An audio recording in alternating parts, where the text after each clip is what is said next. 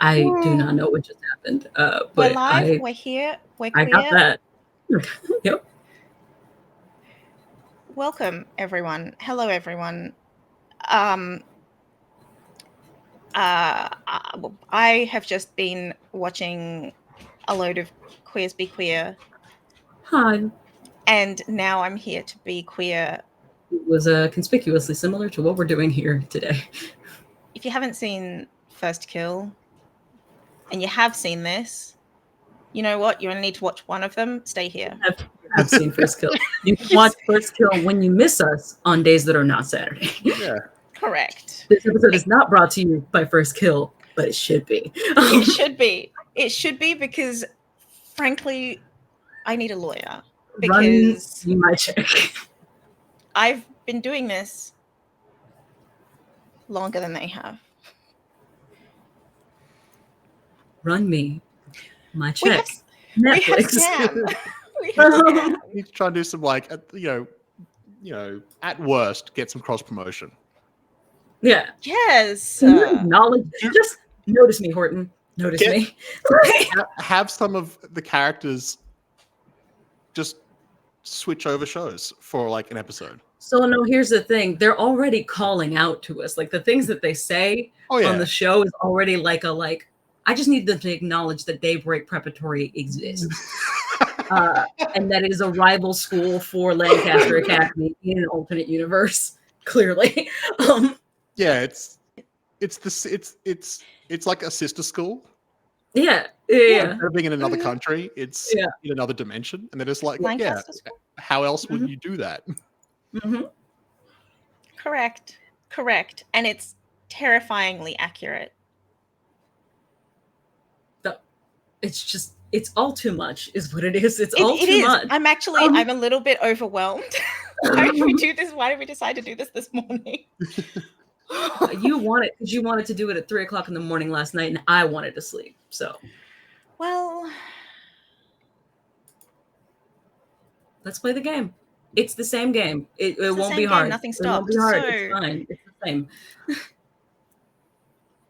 We have Sam. Sam. Hi. While I figure out how to get Nadine to put your name on the overlay for me in some neat and tidy way. Tell us. Flashback from season 1 when I didn't have a surname. Yeah. Oh, yeah. If I don't put a name on there, are you really Sam? Yeah. It turns out it's not. The end of this appearance, it turns out it's not Rafe. It's like an evil twin or something. And that's when the name pops up. Nervous laughter.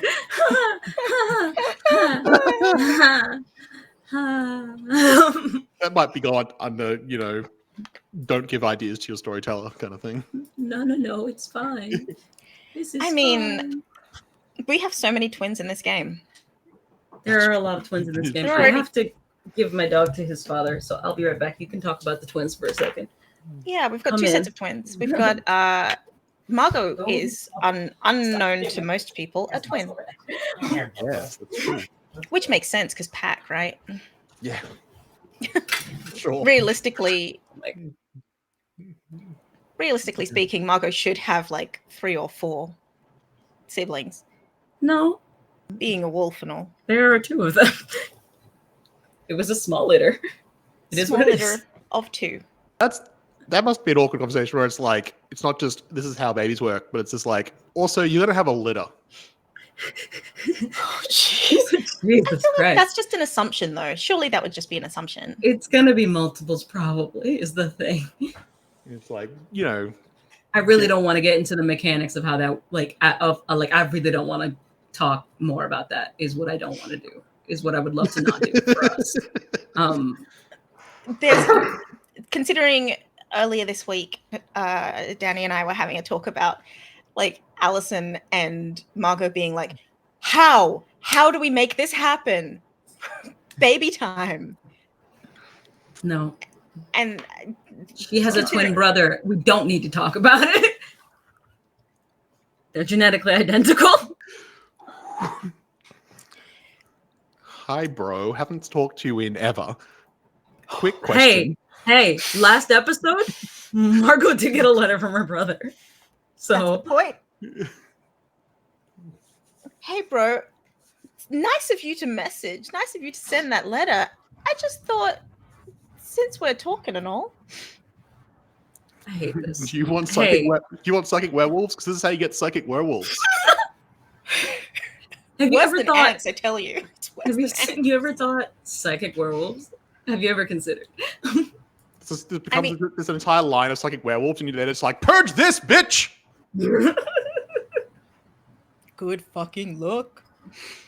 Good fucking luck. Sam, tell us who you are. Tell us how you are. Tell us things while I open files. Hi, I'm Sam.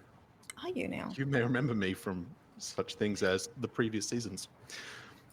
Yes. I'm a voice actor and a performer from Australia. I also am on Unlawful Disorder on this channel, where I play Mysol and Hio. I think that's all the things that I have to. There's nothing else I'm currently doing. In the process of moving, so I'm not really pursuing work, as it were. But hopefully, once I have moved, I'll be able to. There is grand plans to have like a recording / streaming setup in the second bedroom. Ooh, nice. So there's grand plans, but currently I'm getting internet is the next step, and figuring out how hot water works. All of these are. You have to do that by yourself. A kettle. No, I had no. Like bathing. When I arranged for to have power, and the person told me, goes, "Do you need like gas as well?" And I was like, "No." And they go, "You sure?" Because the building says that you have gas. And I was like, "No, that's just for other apartments, not mine." Why? And they were like, "Okay." And the thing is, that it's actually true is that only units like 3 and 5 have direct gas because they think they have like a gas stove or something, so they've got their own gas line.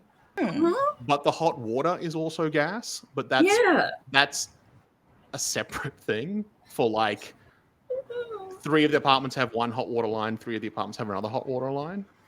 And so I was like, well, I don't have to set it up. That's to the building. But how do I pay for that? So I'm talking to the body corporate person being like, what's the deal? You send me a bill for like a third of 3 of the... All right. Oh, buddy. The hot water's still on. I have hot water.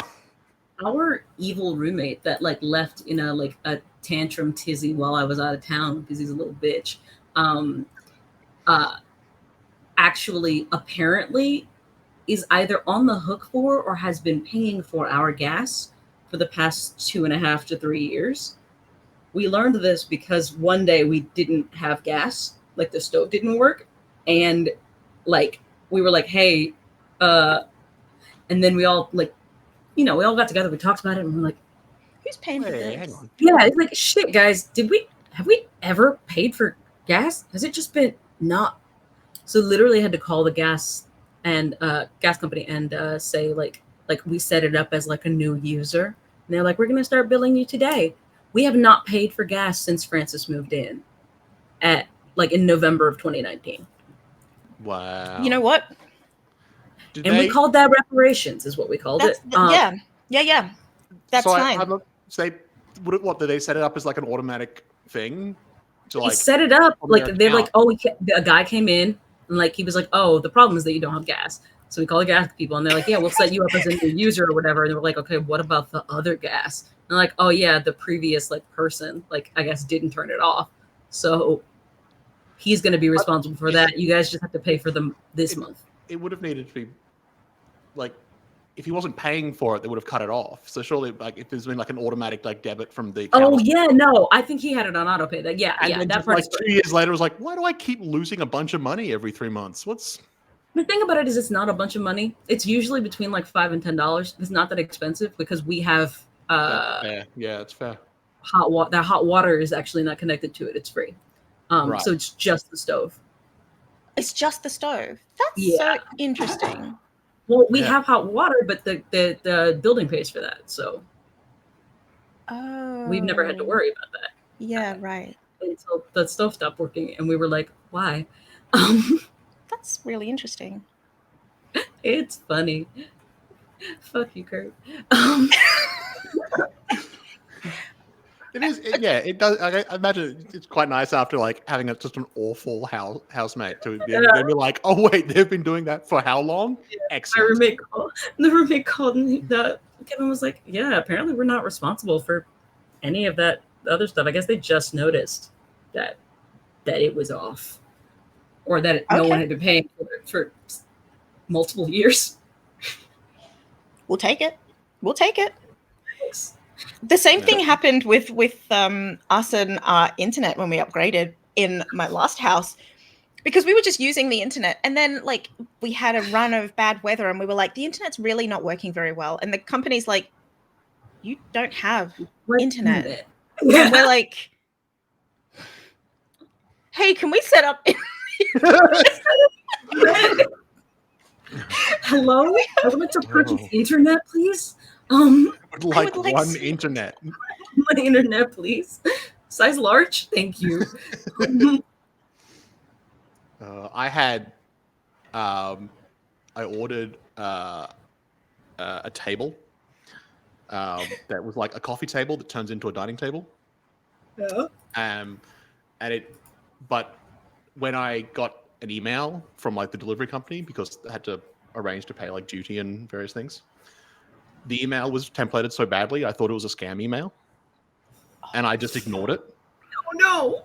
And then, like 2 weeks later, I get an email being like, "Hey, just following up on our previous email." And I was like, "What are you talking about? Previous email? This is the first time you've contacted me."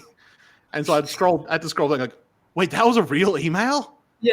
No, that you can't send people the emails like that. It was like terrible email. It didn't mention me by name. It only mentioned that there was an order, but didn't actually mention what the order was. And that you've won something and should click here. It was asking me it specifically asked me to reply all to the email. Mm-hmm. And I was just like, no. No. And this is all plain text. There was no like, oh, fuck no. There was nothing in it. And I was just like, that's how you get murdered.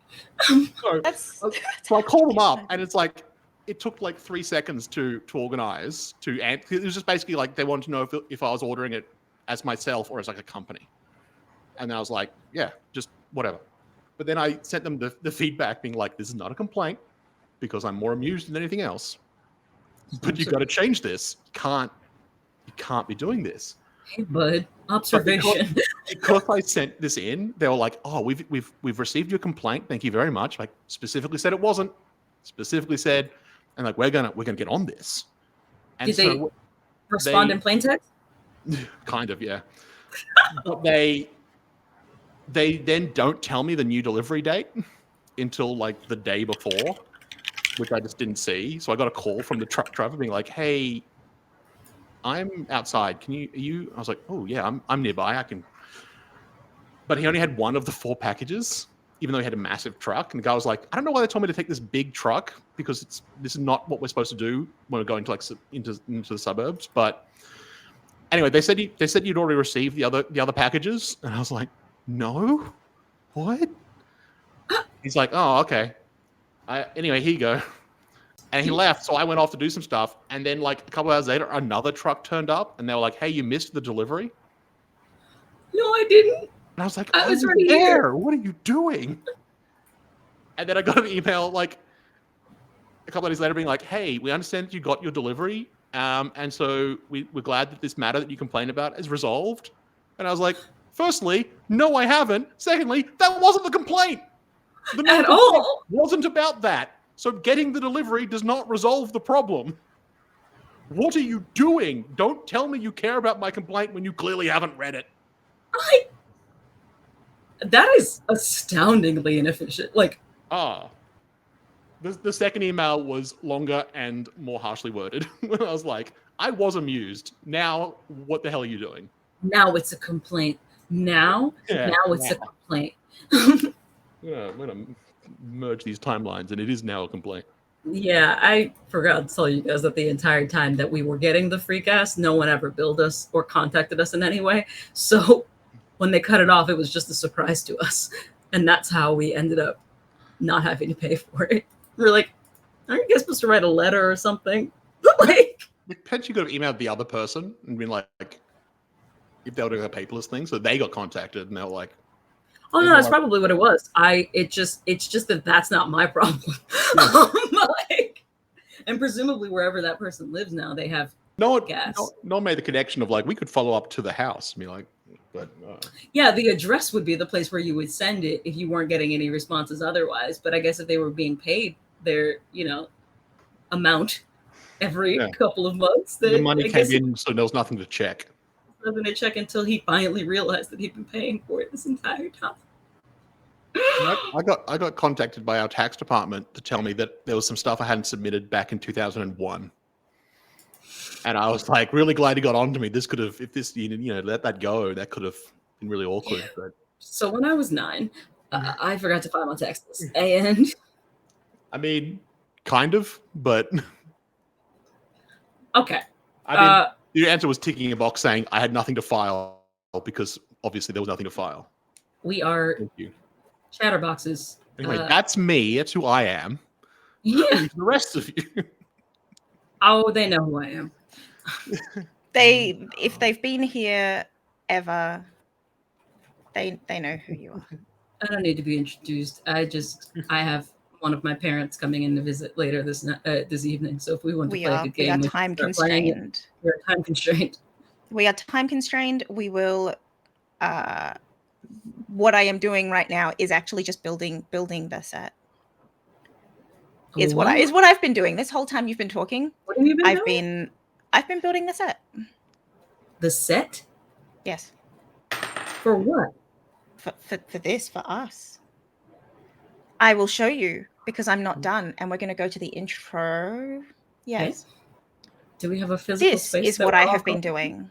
I can't see anything. I'm sorry. You will in a moment. Not even in the stream. You will in a moment. That's what I've been doing. Okay, wow. You've been stalling for time. Yeah.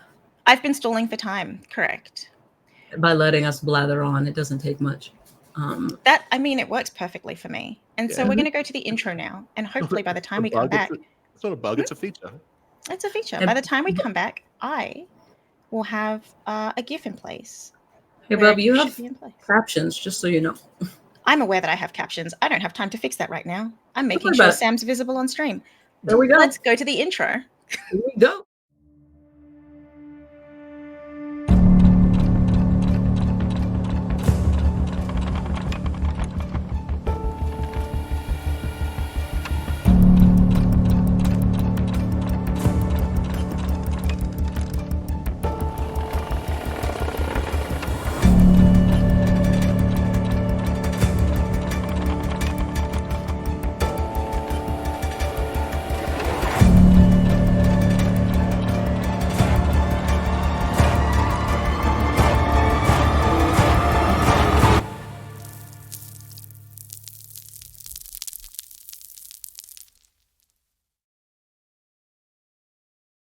We're sorry, the number you have reached is not in service. Please check the number or try your call again. This is a recording.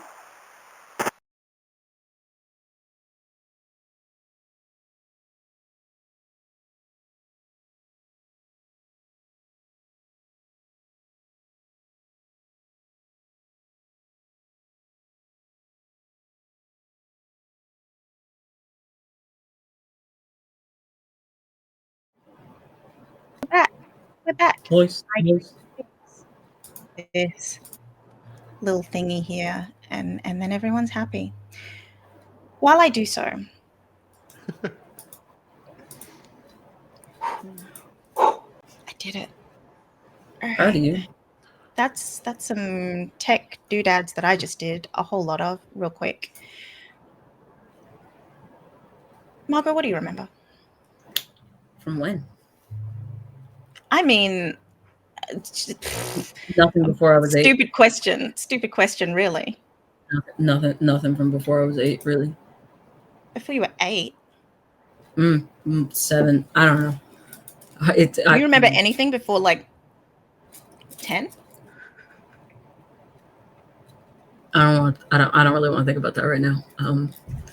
What was your question?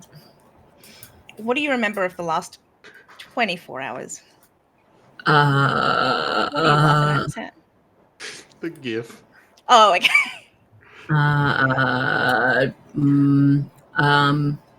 It's been a really long day. I'm not gonna lie. Shit. You had a day of school. Day of school. I met a weird teacher who we think is either a werepig or a minotaur. Why a werepig? Why a pig? You can ask my dad about that. I'm not sure. I think your dad was just saying a pig. I think you're right. I just wanted to say werepig. I just wanted everybody to know that werepigs apparently exist also, and apparently that anything could happen. I see. It doesn't matter. It doesn't matter. So then I mean, I didn't have a fight with my girlfriend, but I did not fight with my girlfriend. Someone cracked a whip at my girlfriend.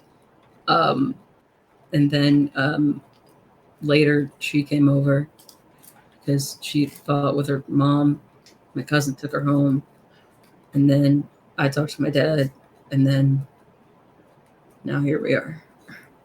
And now here we are. Yeah. Oh, I got I also got a letter from my brother. My brother. I got a letter from my brother. You did. I guess I spent summer with him when we were 8. So. Nice. Yeah, apparently it was. Apparently it was. And so to make it easier for our audience to keep up, Alison went back to where she sees as home, which is Margot's home. Margot's house.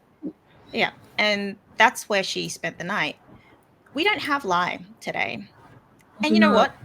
That's probably good because last time Lai had a bit of a discussion with their dad. About the potential issues and downfalls of being a unicorn, reaper, unireaper, reapercorn, reapercorn. It's reapercorn. It's reapercorn. That's it. And in fact, there may be repercussions also. No, absolutely not. No. Mm-mm. Sam's here. I don't know what to do. Blame Sam. I blame you both equally at the same time. Equal? What if just one? Nope. And it were not me. It's done. Okay, so no, I am facing repercussions for that startling display. But it is now the next morning, having spent the night chilling after this really hard day. What? Sometimes I can also be the Fresh Prince. Max, don't look at me like that. Both of you. I got both of you simultaneously. I'm not the Fresh Prince. You said it with your words. You said it where we could hear it. I'm still thinking about scenes from First Kill. Leave me alone. Okay, so you're on the right page. I've opened the book. I'm on a page for sure. Turn the book upside down and like read it from the other cover, and it's you got it right. Welcome to Daybreak Prep, where if you would like a happy story, read it backwards. Oh shit! I don't know if that works as well as you hope it will. Yeah, it will not. Especially considering the earliest memories, while being empty for some of us, and the rest of us were dead. Some others of us were dead at the beginning. We were standing. Okay. So I just want to say that I've been looking at this GIF and I love the redacted parts. I think that's fantastic. It does make me uncomfortable, but it's fantastic. It makes you uncomfortable? I'm not entirely happy that Juan is there, but you know. Yeah, that one upsets me too. Why does it upset you? I don't want to talk about It's more just like, really? Him? I feel like if I mention why it upsets me, it'll just make it more likely to upset me in new and different ways, possibly the ones that I've imagined. I'm going to keep my thoughts to myself. Also, you can keep your thoughts to yourself. The likelihood is it's upsetting you for the right reasons. Also, Raphael and Miss Ennis are doing the same pose. I love that. But Miss Ennis looked like someone asked him to do a pose and was just like, I don't know what to do. And just like, I don't know, just copy the last guy. And they're like, okay. Is this what you wanted? Am I more than your bargain for? Yeah.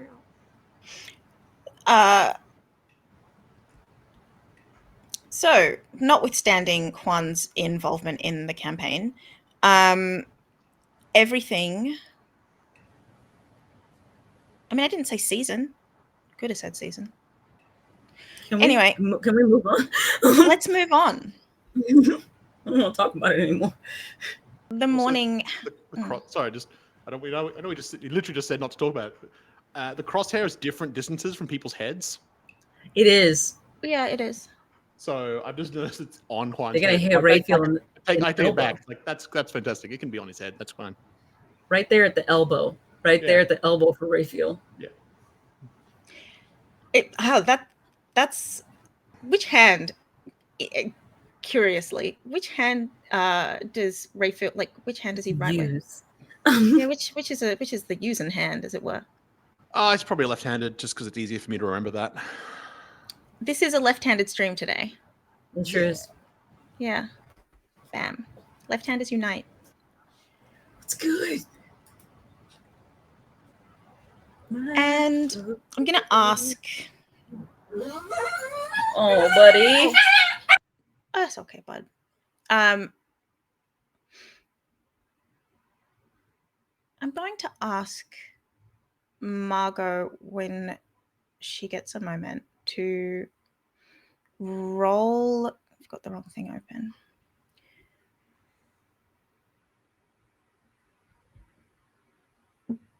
You are muted. Roll what? You are speaking.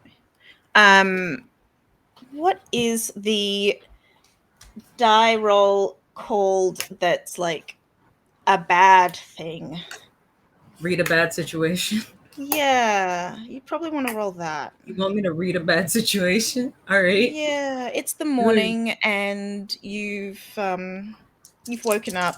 I don't know what the two of you have decided you're going to do for your free period.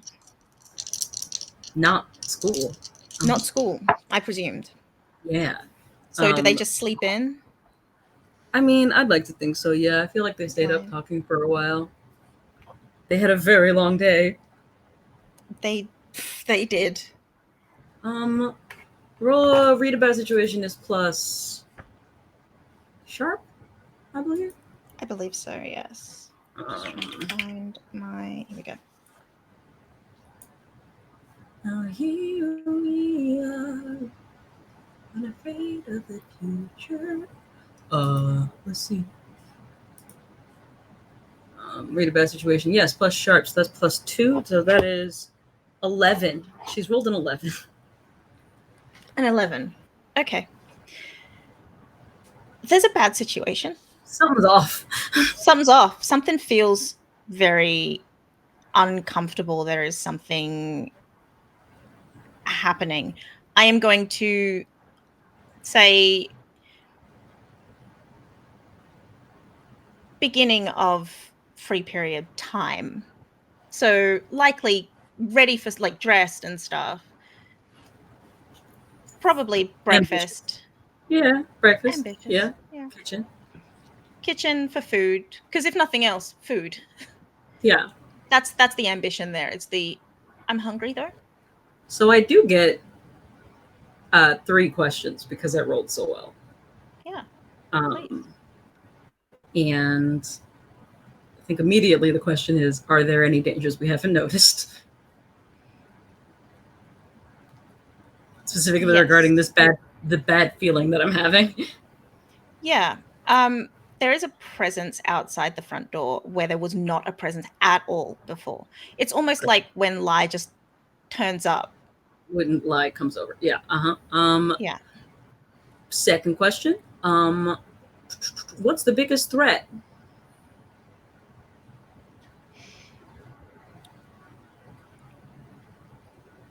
The biggest threat is the fact that you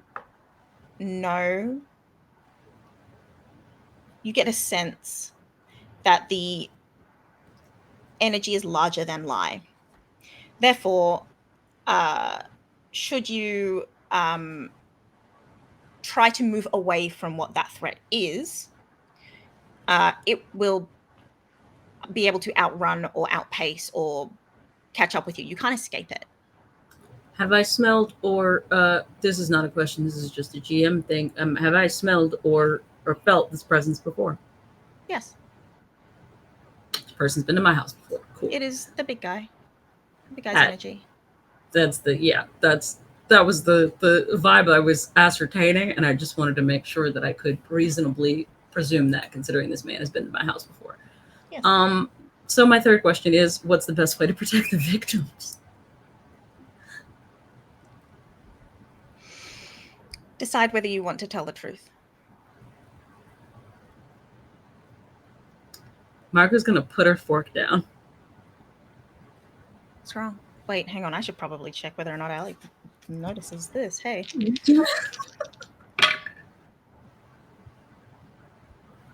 Oh, yeah, she put her fork down too. She put her fork down immediately. Not immediately, but you put yours down, and just as she opens her mouth to say, what's wrong, she puts her fork down also. Yeah, there's I think, and even Allison would be able to feel it. She couldn't feel it before. Just that stomach dropping feeling, an overwhelming feeling of dread and foreboding. We love an overwhelming feeling of dread. Because Margot is just huh? Okay. Just hearing decide whether to tell the truth is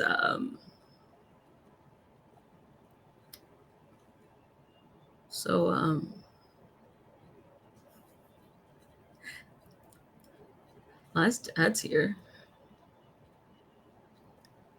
Oh, that's what that is. Mm-hmm. Lai's not here though.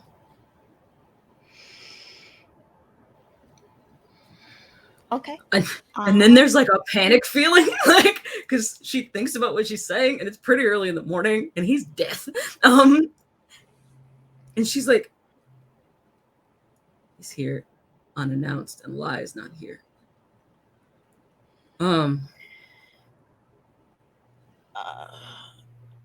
You stay here for a second.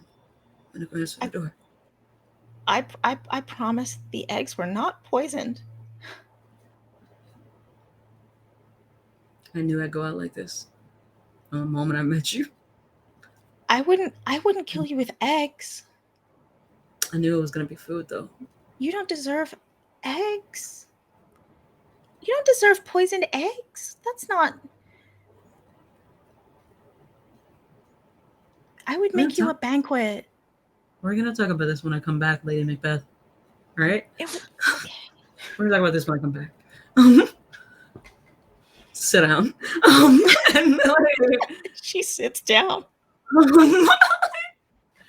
Margot will back out of the kitchen and try, and she's trying to ascertain who's in the house. Can I investigate a mystery, I guess? It's fucking yeah.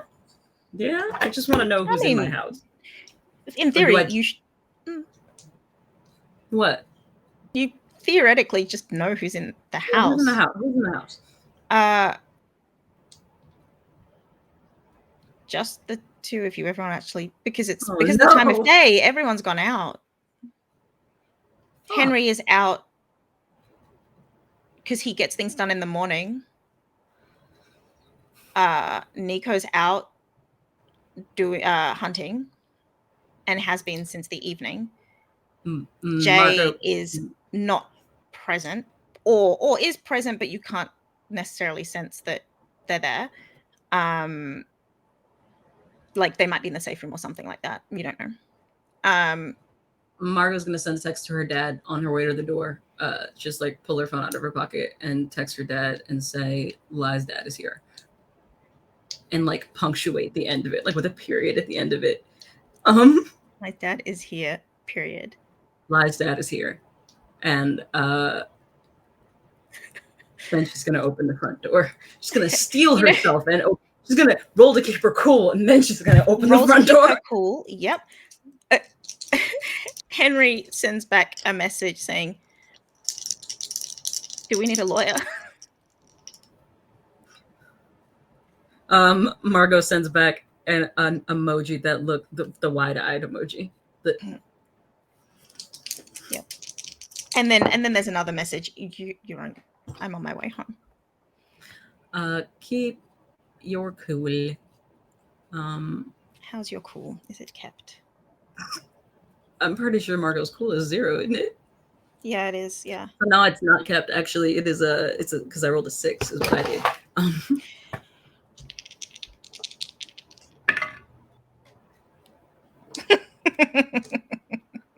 What? I just decided just in this moment that because of the shared emotion situation, Allison's just, if Margot fails a roll and Allison is rolling for something similar, she's just going to get a -1 because shared emotion. I'm not necessarily going to apply that to you, but feel free because it's fun. It's funny. It's funny what she just rolled anyway. Yeah, sorry, go ahead. So I can't even get my +1 to my gang. Because technically I have a wolf pack. So I've had a gang since last season. I forgot about that. But no, since season 1, actually. I've had a gang since season 1. I forgot about those. Since season 1. Your gang is not around. It's almost as though the big guy knew. So Margot's gonna open the door anyway. She's just not gonna be as resolved as she might have been otherwise. Is there anything that Margot does when she is afraid? She's very still, and she doesn't blink a whole lot. Okay. So she opens the door. Hard stare. And the big guy is there. Can I help you?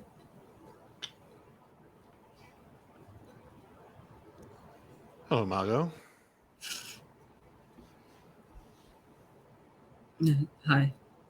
Morning. Good morning. Li's not here either. If you're looking for Li. I was actually wanting to talk to you and Allison. Both of us. If you don't mind. In the house? Do you want us to come out? Do you want to go get her? You can just talk to me. And she's eating breakfast. So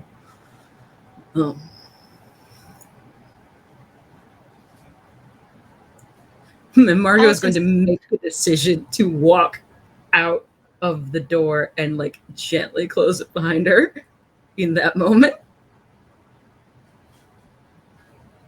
What were you gonna say? Allison was about to step into the hall, but you just shut the door. She put herself in the way. Okay. I think Margot can hear Allison in the other room going into the hall. She does it on purpose.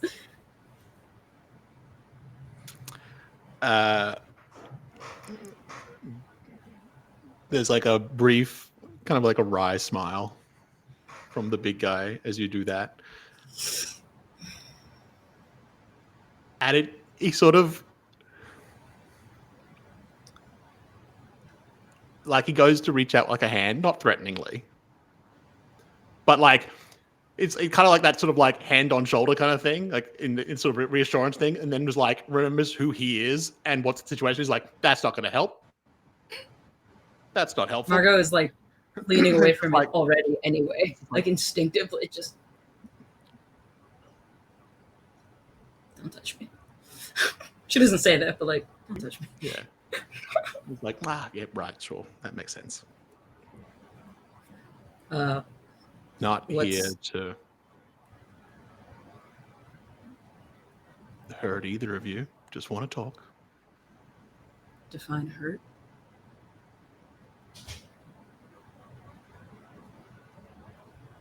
Cause pain or injury or suffering. That doesn't really. How can I put this? It's not.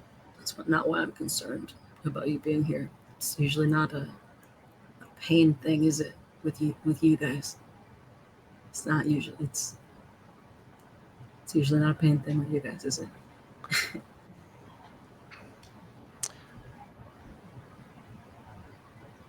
I mean, if that's the concern, closing the door's not going to help. I know. I don't actually do the thing.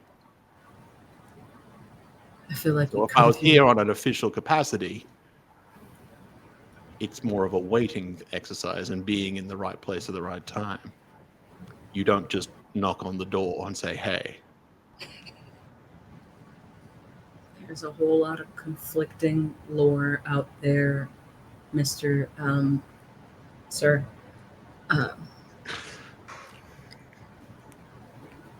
The only name Margot has for him is the big guy. Mr. Guy. Guy. Mr. Sir Guy. Mr. No, Big. Please.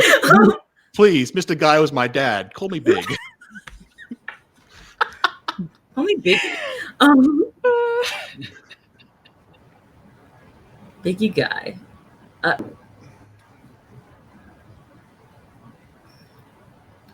So you're not here to do your job. You're not here for a reaping reason. Not at the moment. Margot, roll to keep your cool. Roll to keep your cool. He smiles. That was supposed to be a joke. Scare that poor child. Luckily, she does a little bit better this time. It is an 8.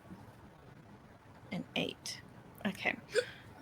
She keeps her cool. People don't usually show up.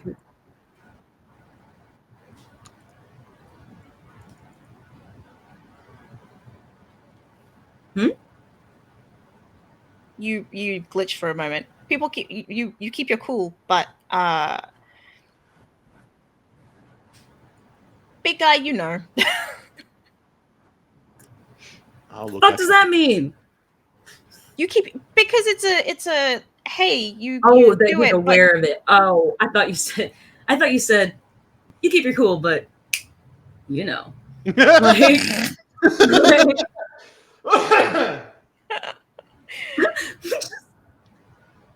so behind her, Margot is like gripping the doorknob, like still. Just kind of. Allison's getting closer to the door, by the way.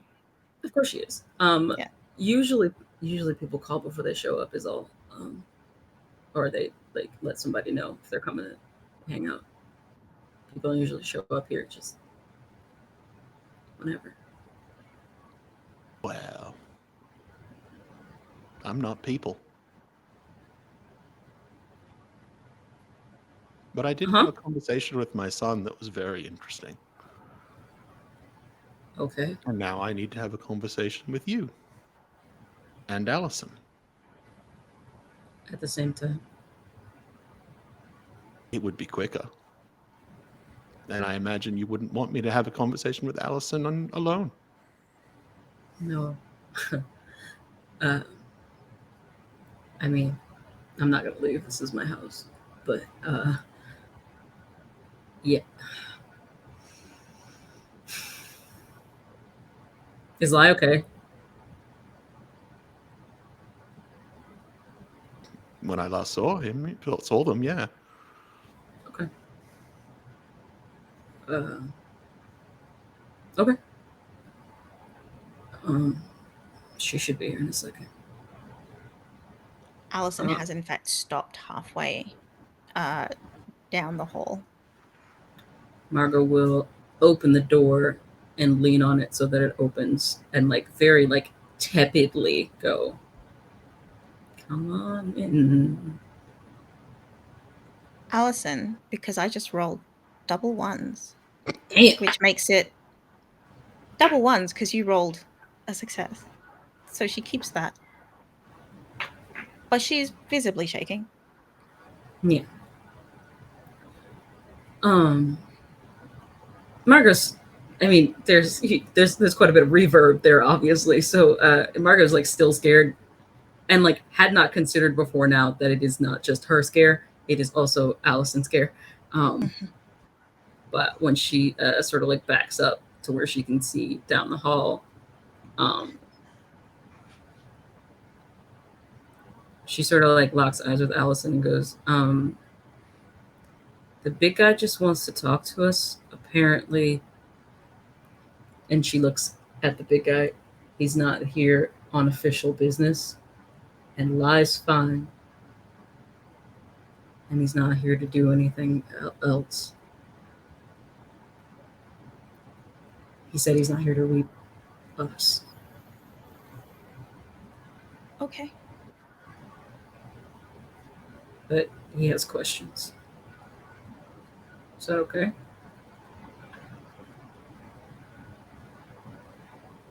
Okay. Yeah. Questions? You don't have to if you don't. Like Margot like stops herself. She's like, she doesn't know if that's true this time. Doesn't completely know if that's true. And Allison wouldn't believe that. Allison has gained a something. She leveled up. Damn. Well, maybe. That double one. Yeah. You've been so afraid of death that you level up. So Allison knows how it feels. I pissed my pants, but I learned from the experience. How to stay warm. Stop! Ew. You said it. I would not have gone into detail. Yeah. So Margot is just the stiffest lichen you've ever seen. They're a fluid moving sort of people. And Margot is just like positively robotic. So the big guys come in after being welcomed, yes? Yes. Yeah. Sort of looking back and forth on the two of you, and then it's just like,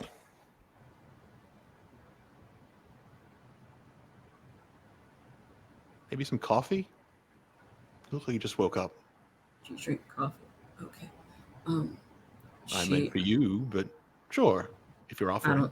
I don't drink coffee. Yeah, I'll make coffee. Yeah. Thanks, babe. Allison runs the kitchen. Margot closes the door, but she does it a little bit too hard. Bam! I'm sorry. I wasn't paying attention. I'm sorry. She jumped. Because she wanted to triangulate. She's trying to like keep herself like in a triangular position, like between Allison and the big guy. Like not be in a position where Margot is further away from Allison than the big guy is. As if that would matter.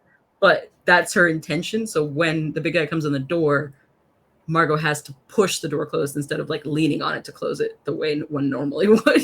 She's not going to walk to the door and close it. She physics closed. Physics closed that door, not Margot Reyes. Yeah. Okay. She exerted enough force that it slammed. I see. The big guy moves to go into the kitchen as well, but like not in a way of like letting like Margot go first, essentially. Okay. Yeah. Like he gets it. He knows who he is. Yeah. Margot like will turn around like once they're in like the narrow hallway and say, if you wanna hang out in the living room, we'll be there in just a second. I'll go help her get the coffee. Or certainly. Whatever. Yeah. We'll be there in a second. And she's going to basically yeet herself into the kitchen. And just like wide eyes, like watches Allison make the coffee. You need help? Allison, when she is afraid, her hands shake. Mm-hmm. Offering to make coffee was a bad idea.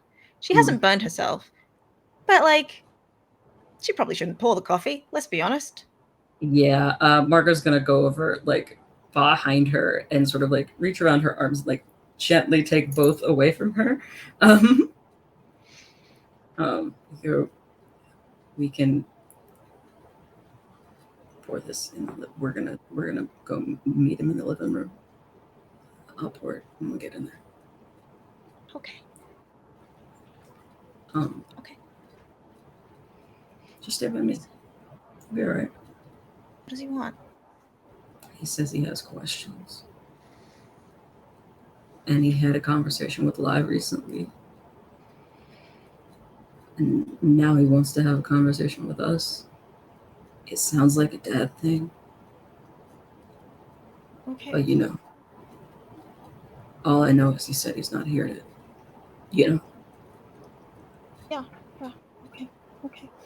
So Margot's gonna lift the empty mugs over Allison's head so that she's not pinning the girl like to like the counter area, and yes. Sort of like or like potentially burning her with the fucking like coffee thingy, and she's going to back up and back her way into the living room so that she can continue to have eye contact with Allison as she goes through what I assume is an open door, like an open threshold. Yeah, Allison is following, like, I don't know, like a baby bird. She's just like, I will just be attached to you now. Yeah. Margot's hands are steady. She's, like I said, stilted. It's kind of like the opposite. She's very, very still. So between the two of them, they're a normal person. Yep, there is non-shaking happening. So Margot sits the coffee pot on like a stone. There's like a stone thing on the coffee table or whatever. Pours coffee and goes, we have cream and sugar if you want it. I don't know how you take your coffee, but I assumed strong. Cream and sugar is good. Okay. Margot realizes that she's kind of at an impasse now. It's the cream and sugar's in the kitchen. Like, oh no, I made promises that I can. Allison says, I'll get it. Because it's already been poured. Because they were having breakfast, so that's why the coffee's been made. So Allison's just like, I'll get it. And then we'll just retrieve. Because they're in pots. She doesn't have to pour anything. She's like, I can just. And then she kind of takes them from Allison, sits them on the table so that they do not break the coffee table or themselves on their way down. And then Margot will sit down opposite of the big guy. I assume he was like, not like sitting, but like just sort of like milling around looking at the very, like, you know, if there was pictures on the mantelpiece or something, he was looking at the pictures. Yeah. But then when he brings back, he does sit down. Good. What does the big guy do while waiting? Like, what does it look like when the big guy's like, okay, cool, I'm just hanging out in someone's lounge while they acquire coffee? It's sort of, it is a blend of just sort of like casually just sort of like standing and, you know, like I said, you know, just idling in this room, but at the same time is also taking in the entire room. And he's just like, you know, he's picking up all little details. He's like,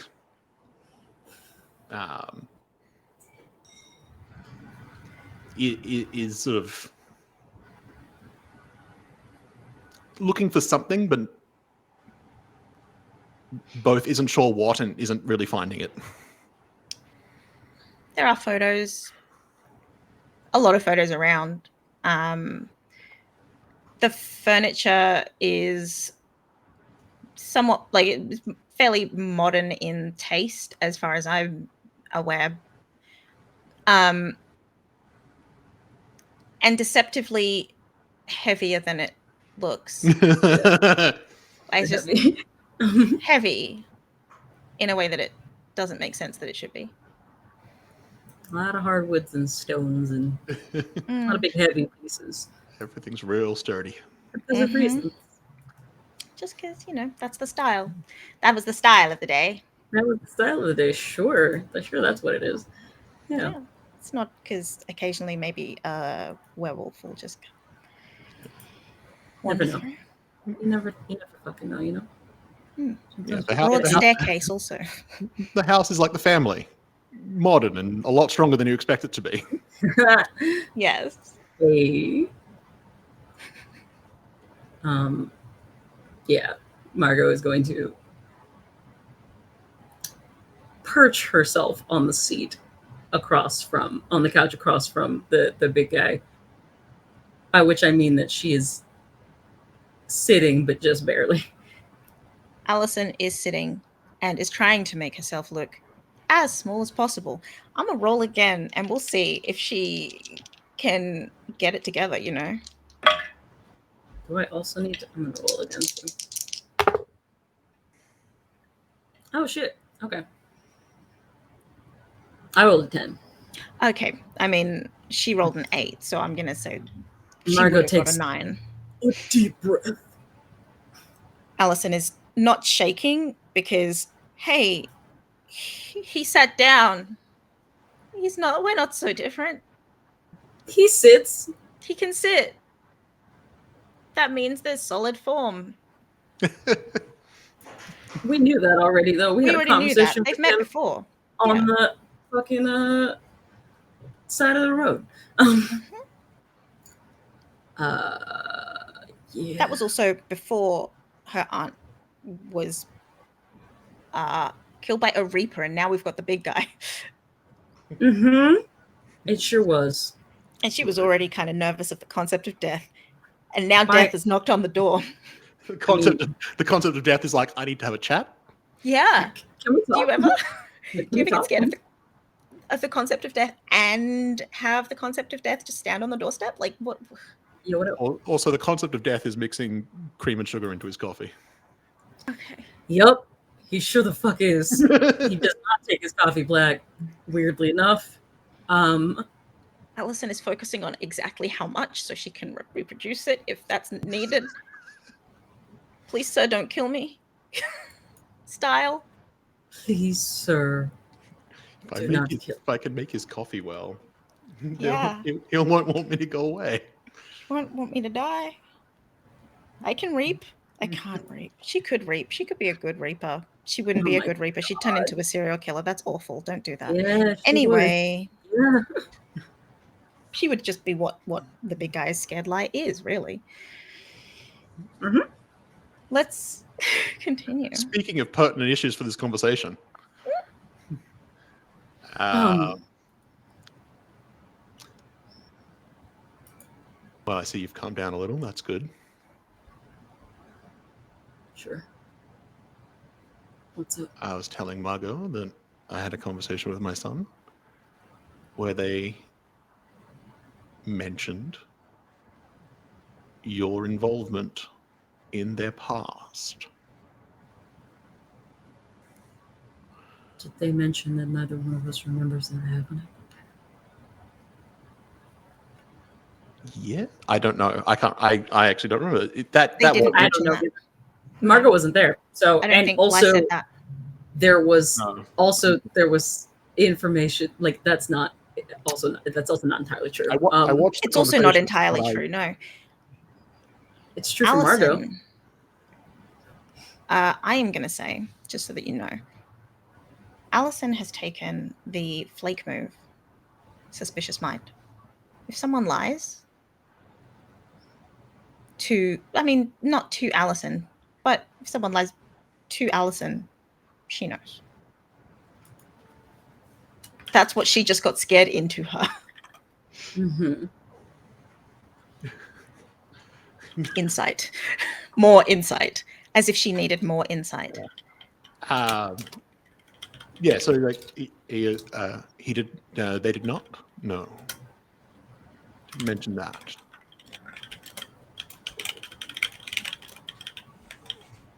Actually, hadn't mentioned that it was you two either until now. Told me that there were others, but not that it was specifically you.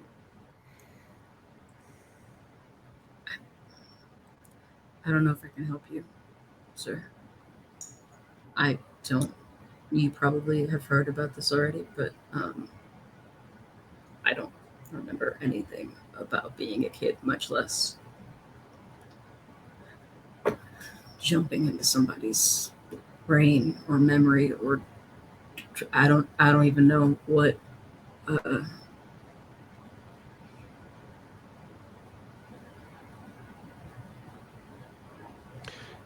Remind me, when you went back, did you go back as children? Like, were you younger? Yeah, they were kids apparently. This was the thing where they were like, yeah, they were kids.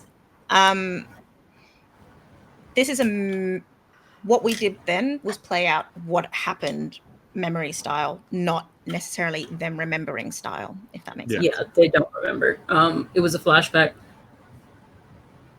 But also Allison and Lai went and saw this happen during the first episode of last season. So Allison's seen it as an adult. Allison has seen the version Lai knows as an adult. Right. Did she see herself there? Was she there? She was physically there. Whether or not she didn't see herself as a kid there. No, baby. Yeah, it was baby. She didn't see her there, but adult her was in the same location as baby her. Right, exactly.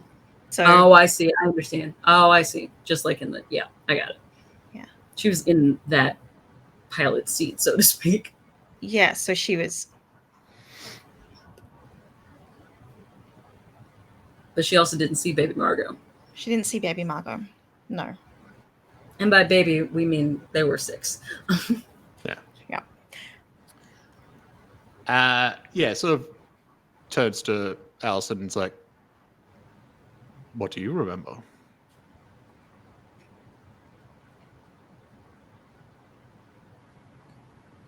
I don't know.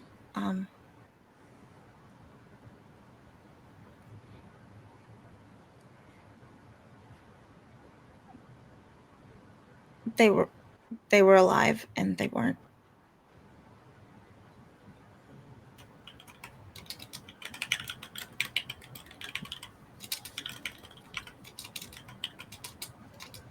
At the same time.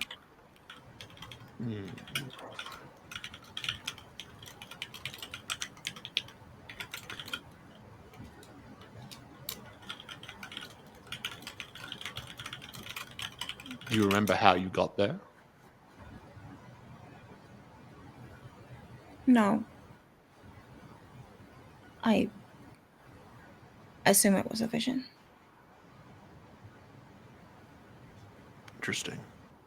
Sips coffee. Gasp. It just.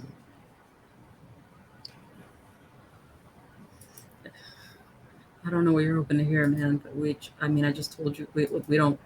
We kind of there's a whole thing going on about us not knowing about stuff that happened before a certain time. I mean, you know about her aunt and stuff. I do. This is not an interrogation. I'm not. The situation with the aunt, with Lai, with everything is complicated on a very deep level. What happened? And that's what I'm here for. Alive and dead at the same time. Two people there who shouldn't have been there, but in one time weren't there. They were there and not there. Multiple versions. The sense that someone cheated death, but also no one seems to have cheated death.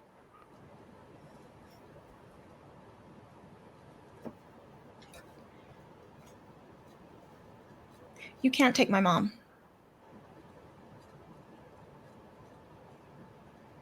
I don't want to. Yeah, we already settled that. We had it was a whole thing. Like made it. Oh, and I was there. They definitely, we figured it out.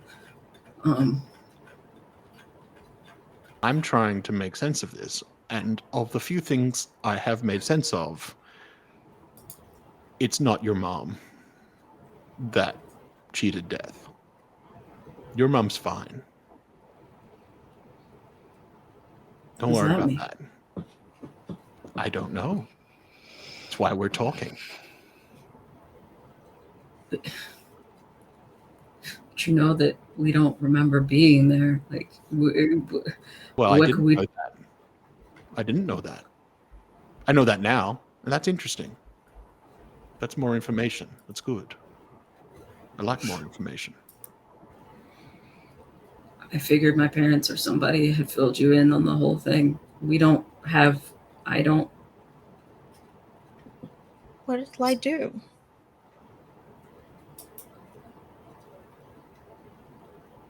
What do you mean? Well, why now? Because I didn't know it was you before. I didn't know who it was. They didn't tell me. Not on purpose. They just didn't come up. Okay. So what did they say? They're worried. The situation, well, like I said, situation is complicated.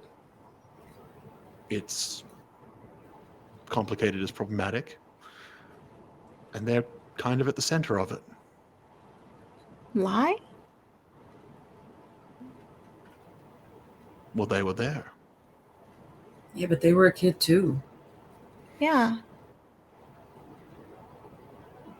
Yeah. Why not talk to? What if I is the one that cheated death? How would they know if they were a kid? Why would they cheat? Didn't lie. Shoot. Again, yes. Okay. Hence why it's problematic and complicated. What did you just roll? I just rolled to keep my cool. How'd you go? Not cool. Not cool, really. Allison needs to change these fucking dice. It's okay. I rolled a 4, so. Well, I mean. Look, how many times does the concept of death have to tell you that it's okay and you can be calm? She rolled a 5, More. but with yours, that makes it a 4. So, like, you know. They're both at a 4 right now. Both not doing well. So what do you want to? What do you? Now that you know that, what else do you want? What needs?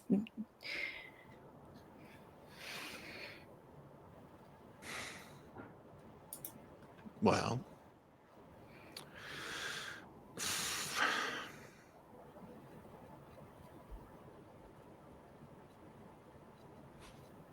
I guess whether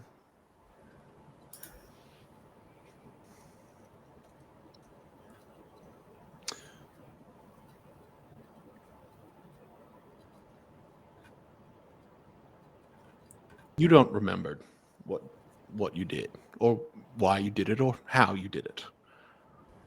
Now, the answer to some of those questions might be that you didn't. Maybe you didn't send yourselves there, or you didn't put yourselves there. Maybe someone else did. Maybe someone else is the reason you can't remember. Definitely didn't put ourselves there. Why? How would we do that? Ooh, that's a good question. I would like to know the answer. Me too. Yes. But I want to know because I don't know. I would like to know because you don't know as well. You're saying something that would be helpful, but you're saying it in a way that's freaking me the fuck out. Sorry. I do that. Uh-huh. Go back of the job. Uh-huh.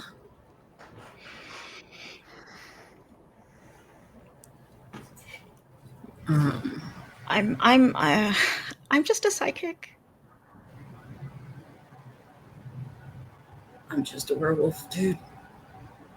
Oh, I don't do anything else. I don't think that's true at all. No, I can.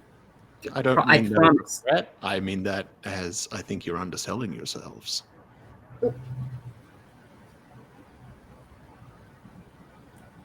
But the situation is problematic, and I will need to look into it further, and I will need to try to get to the bottom of it. And what happens if we're the problem?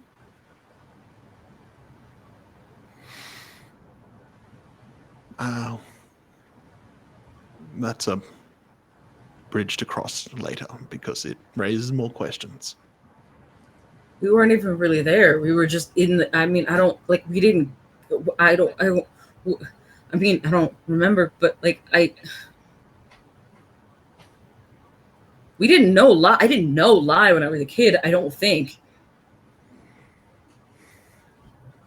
I know.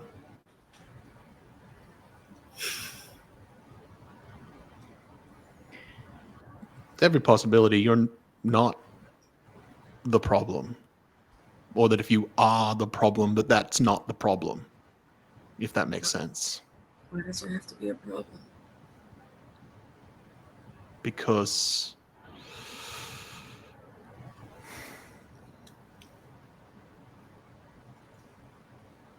one second. Hey, Shawnee, why does that have to be a problem?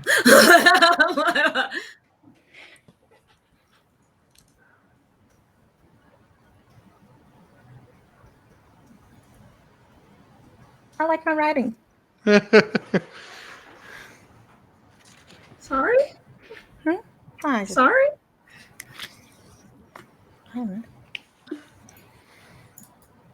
Well, problem is that you changed someone's history.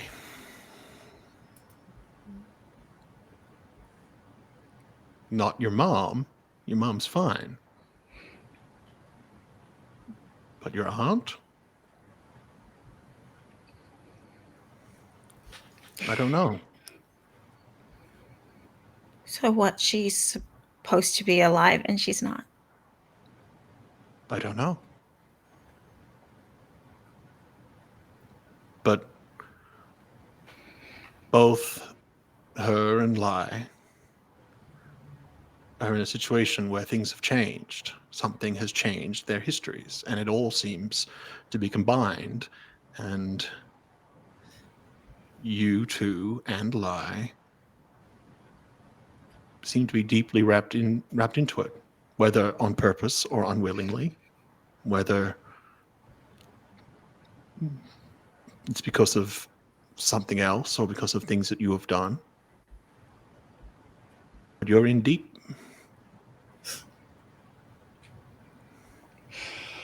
And we need to untangle the mess. And once it's untangled, I don't know. I don't know what's going to happen. And that concerns me because my son is involved. It also concerns me because of my job. But honestly, between us, I'm more concerned about lie and what it will ultimately mean. Don't you get to decide that? Whatever makes you think that. I mean, you're the one that you did the thing. So you would kill lie?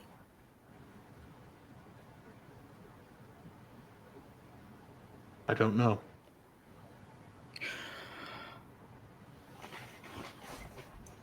Yeah. That is the correct reaction, yes. It's my reaction, certainly. You don't seem to understand how deep this problem goes.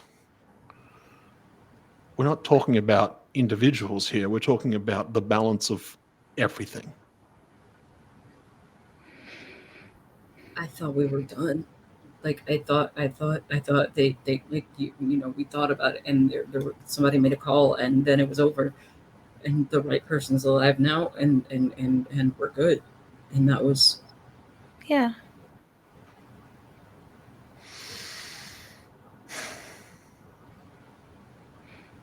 He's hoping.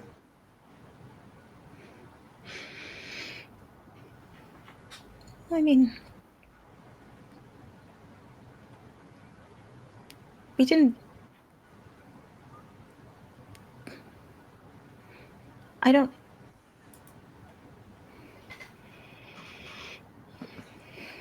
If you're not calling the shots, who is?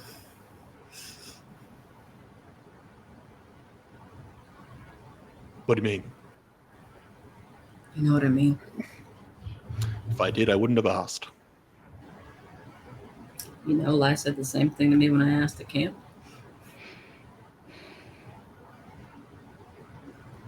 And then they said they couldn't tell me or whatever, and I assumed it was you, and apparently it's not you, so. What do you think? A manager that you have also. I don't think I want to talk to a manager. I don't want to talk to a manager either. I just want to know who has all of these problems, if not the people that we're dealing. I don't really want to know that, actually. No, I don't want to know.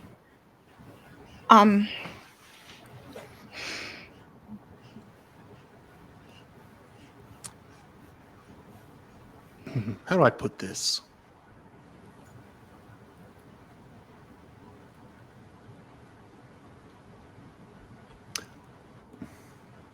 I'm not death. I am the bearer of death.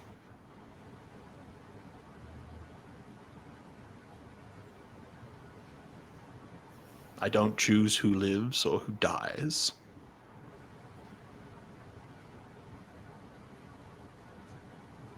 But then, neither really does death.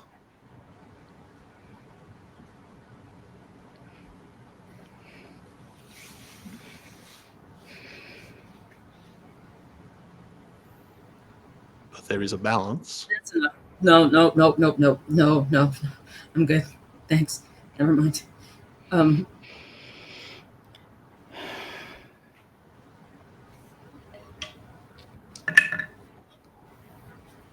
Damn, girl. I don't know what to do for you. I don't know what to do. I gotta fucking roll too. I don't know what to do for you. Well, she's just gonna be. Margot rolled a 7. Allison's just gonna level up today. Hey, again, eventually. Allison will just say,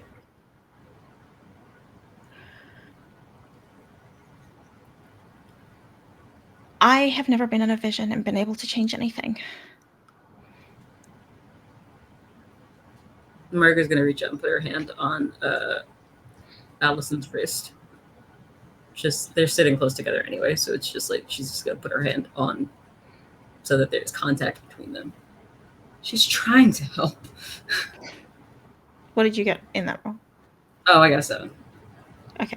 That's why she did it.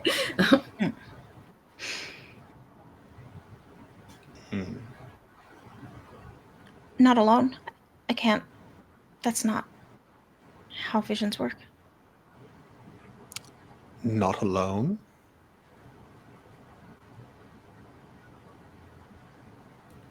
Margot's gonna squeeze Allison's hand, is what she's gonna do. But like on the slide.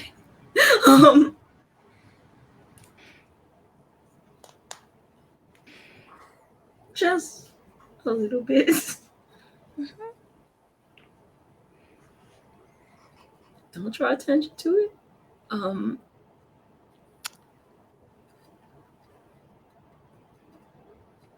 We're not.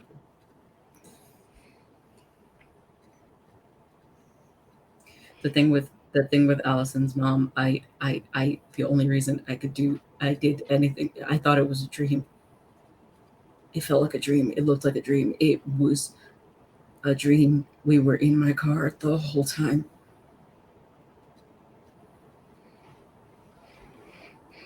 Her car. I'm sorry, I didn't mean to lie. I just forgot. We didn't leave. What did you do?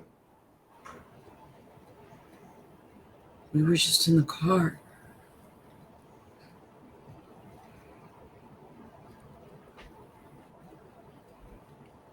Before and after and during, I thought I was in a dream. Otherwise, I wouldn't have been able to control when I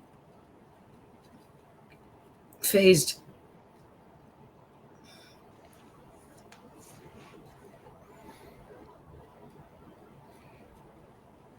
So you phased in the dream while you were in the car. Yeah. And then? I mean, there was before that. We saw them leaving the house. I saw them leaving the house. She wasn't even there. Allison didn't have anything to do with it. She wasn't even there at the beginning. I saw her and me, and they were leaving, and I was upset, and then we were out there, and I don't know, I just ran because I was in a dream and I can do whatever, and Allison was watching, and I couldn't just let her live through a bad dream again of something that she clearly saw that happened.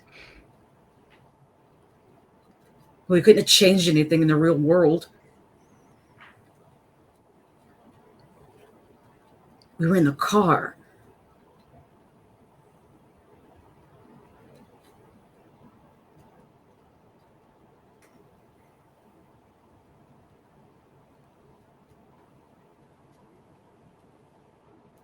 Why are you laughing? Just a werewolf. Just a psychic. With some really fucked up dreams. Yeah.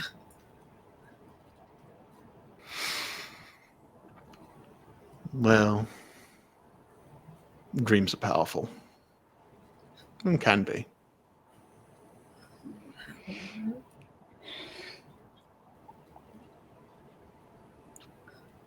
It wasn't a dream. It was a vision. I can see the past and the future.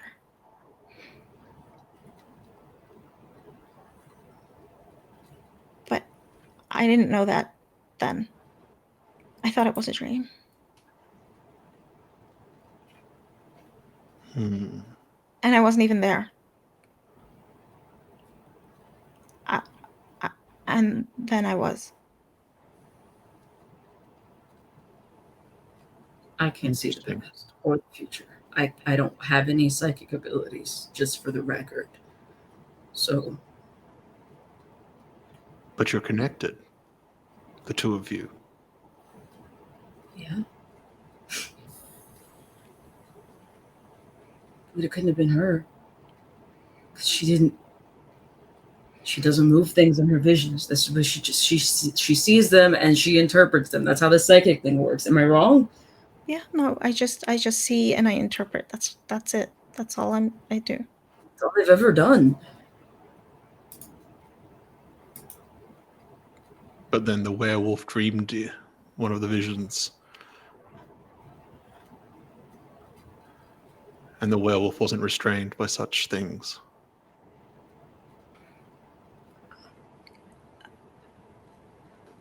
As far as I know, I don't know. Maybe I was dreaming and she was having a vision and I just felt the vision that she was having and I had a nightmare, and I guess we were wrong about what happened the first time. Maybe none of this has anything to do with this.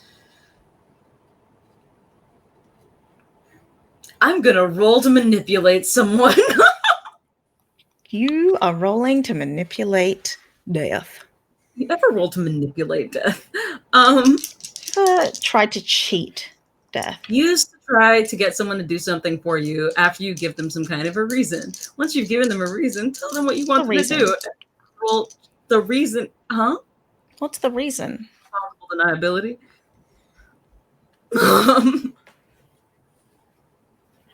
Plausible deniability. Innocent until proven guilty. There's no way. What evidence is there? What the fuck? Yeah, that's what I got. Mm-hmm. What did you roll? What did you do? What did you? I don't want to talk about it. What did you roll? Don't want to. I know you don't want to talk about it. However, consequences. But there comes a consequences of my actions chasing me right now. I need to just double check my my monster of the week playbook, because sometimes I forget what my mistakes are. What's your sharp and your tough when you do that? I don't know. That's what I'm saying. I only remember the sharp because it's one of Margot's higher scores, and I'm very proud of her.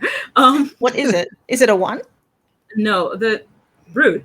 Her sharp is actually 2. So Whoa. Yeah. Okay. Her sharp's higher than Allison's. For Monster of the Week specifically. Monster of the Week specific. And so it's significant, you see. Oh, but her tough was less, and that was weird. It was either a 0 or a 1. I remember that. Maybe it's a minus. Yeah. Margot doesn't kick ass. Margot lashes out physically. Mm-hmm. Correct. That's right. Maybe I'm wrong. Shit. It wouldn't have changed any of these previous rolls, but it looks like her charm is actually 2. Her charm is 2. I've got that down. Yeah. So I had a 7. Is that what she's using? Okay. I had a 5 and I got a 7. Bad situation. No. Manipulating. Not to mention that I have leveled up probably twice, and I just haven't applied any of them. You should probably do that. I'm gonna. I guess, is the big guy a normal person or a hunter? That's a good question. It will be the hunter rules. You're going to give the big guy experience. Mm-hmm. Well, if they do what you ask. So what is the ask that Margot is looking for? Give us the plausible deniability. Is that what it is? Can you give us the benefit of the doubt here? I guess is the result that she's looking for. She's like, just assume that we are like, assume we're telling the truth. Like, presume that everybody's trying to do the right thing. Don't commit this from a place of suspicion. Feel like they already were. I know, and you know, but she doesn't know. We're rolling for Margot. We're not rolling for common sense, are we? I mean, it seems like the big guy has their best interests at heart right now. Margot doesn't know that. So she's begging for their lives. Yeah, because you Targeting find for out their lives. you've learned this information, you found this out. Don't kill us. She's trying to figure. She's like, okay, yeah, I see your vibes here. I see what you're asking questions about, and I'm thinking maybe don't worry about it. Maybe it's fine. Maybe it's fine. What if it's fine? Have you considered it's fine? And you consider that it's fine? That's exactly what Margot said a couple minutes ago. She's like, I thought we settled all this. We did it. It's over. This is the. It's done. That was last season. That was last season. All of Talked about it. Two seasons ago. In fact, we're talking about it's fine. It's fine. That was a whole school year ago. It's fine. Is Allison helping this or not? What's the? No. All right, I'm gonna go get different dice. Yeah, do that, please. Thank you. Allison is a wreck. Allison is actually. I mean, that makes sense. Do you even need new dice? It's just real. It's just realistic. It's really just accurate. The dice are we're not screwing you. Have you seen the situation you're in? Can we talk about your life experiences up until this point, Allison? What makes you think you would be any cooler than this? Get into a better situation. We'll give you better rolls. Right. Reading a could be better situation. Could be better.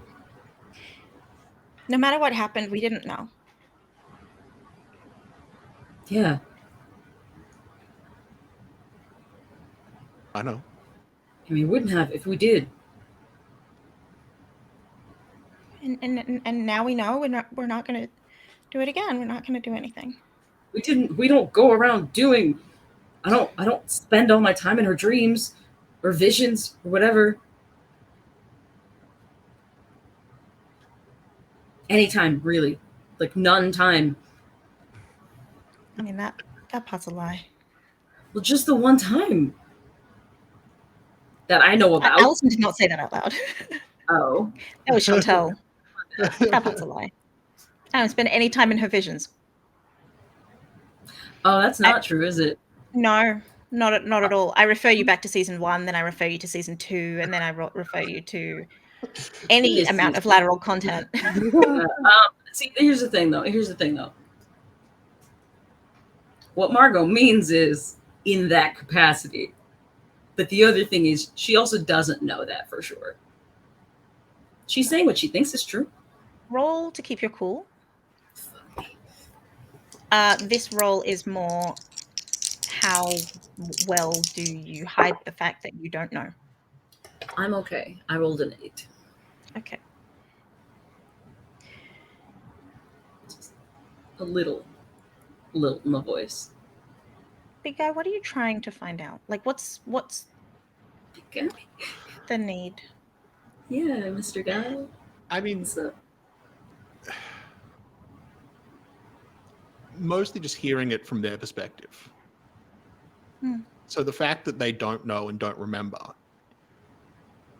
that's not oh, that's really frustrating. It's that's interesting. That's an extra piece to this puzzle.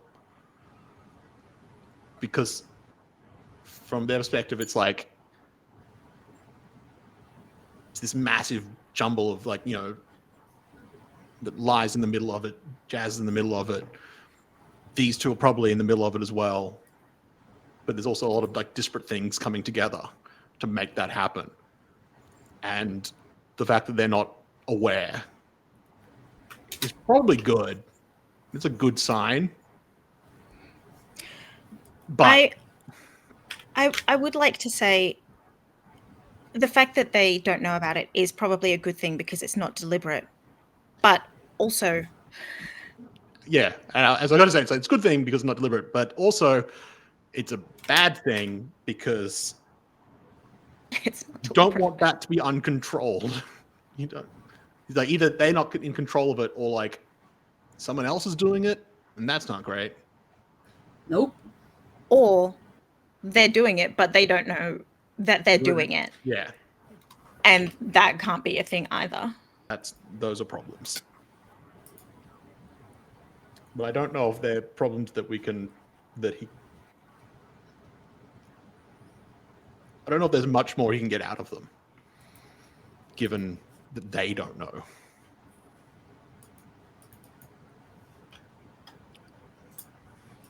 That's probably true.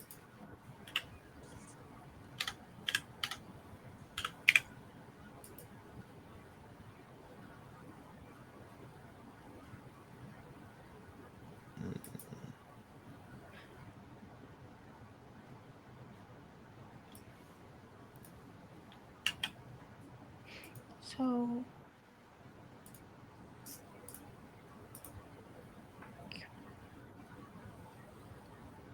can we go to school then?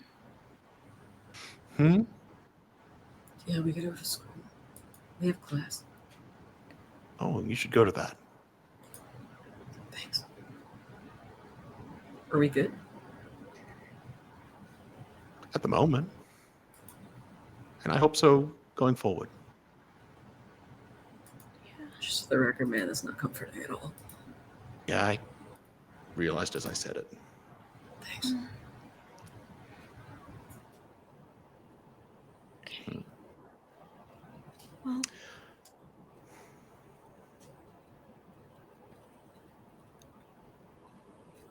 Well, say hi to your parents for me. My dad's on his way home.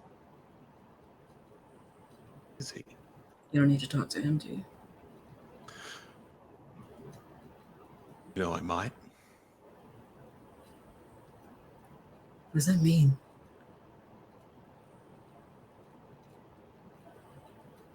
What? Why do you need to talk to my dad? What do you want with him? Same reason I was talking to you two? To get more information on the situation, to have better understanding? Okay. Well.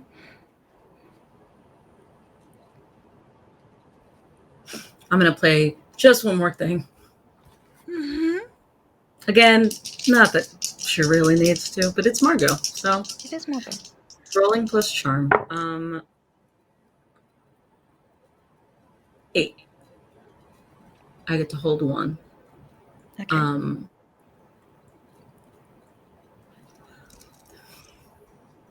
Was that a lie?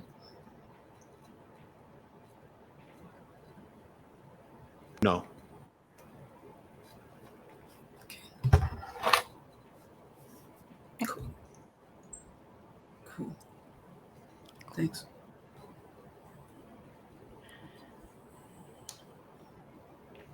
So I'm gonna go now. And at that point, Henry opens the door. Hey, Dad. Margot says, like, automatically cannot hear, like, see him. Yeah. Hey, Dad. Glad to hear you're alive. Me too. You too. Yeah. Well, we'll see how long for. Shouldn't you be getting ready for school? We're gonna go.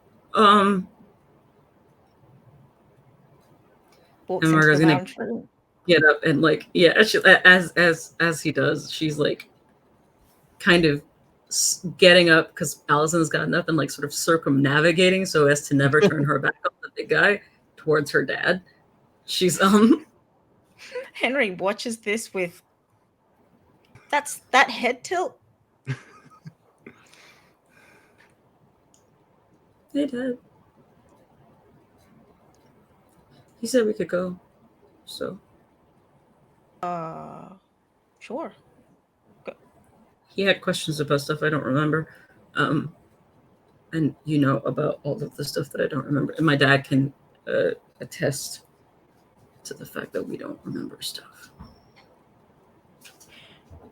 It's a whole thing. He's not a cop, you know that, right? A cop would be less.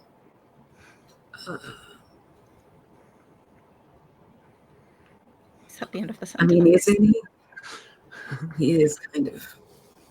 You're kind of a cop, dude. Technically. He's kind of a cop.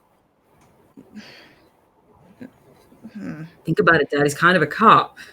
Sorry. Okay. You go get ready for school. We'll talk about it later.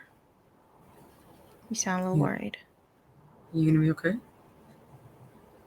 Yeah, it's the big guy. Margot balks at her father. Sly's dad.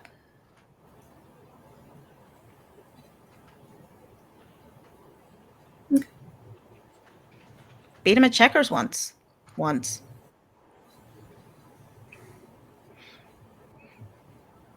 Margot's gonna like nod blankly and like slide into the space between Henry and the threshold of the door to get out, like to shimmy out. She's gonna Allison is running. Not running. Not running, but running. Yeah, I was also thinking IRS as well, yeah. But anyway. IRS! You're being audited? Yeah. Yeah. Audited for police. It's so like audited. If everything's in balance, they just leave you alone. When it's not in balance, they come to your door and have a chat. Being so audited. Yeah. And then they weigh up how much it costs. And they ask you for payment. Sometimes it's an arm and a leg, you know. Ask Bear. Sometimes they have to give you money. Sorry. Yeah, sometimes they have to give you money, like a whole aunt back. Yeah. You get a refund check of your mom. I've refunded your mom to you. I've refunded. I got a tax rebate. It was an aunt. Be in your account in 3 to 5 business weeks. Like at least by September. Yeah. She should be in your account. So the two of them run. Henry watches that happen. Everything okay? I don't know. What's wrong? You guys talk about that. I'll be right back. What's wrong?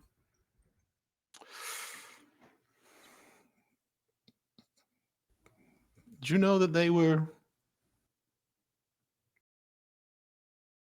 that Margot was interacting with Allison's visions? Yeah. That's how we got Noel back. So that's the thing. Because that's a big red flag. But Noel being back isn't a problem. I see how that itself is a problem, yes. And then they were there when Lai was a child. What? Yeah. Yeah. How? Actually there. Apparently as children.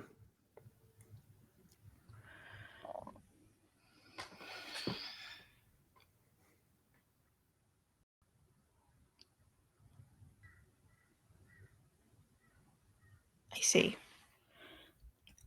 And why is that a problem now?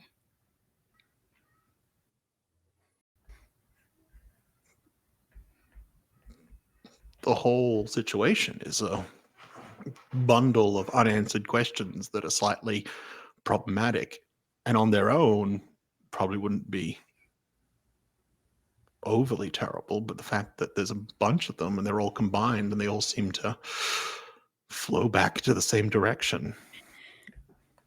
Yeah, but why is that a problem now? Obviously it's happened and done. Yeah. But it's kind of like... Did they change something when they were... I don't...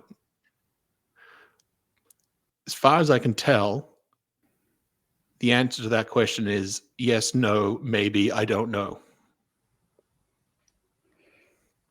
When they were kids? How would they change anything when they were kids? I don't know. They appeared as kids, whether they were there as kids or if they went back later and that was just the form they were in to line up with the time.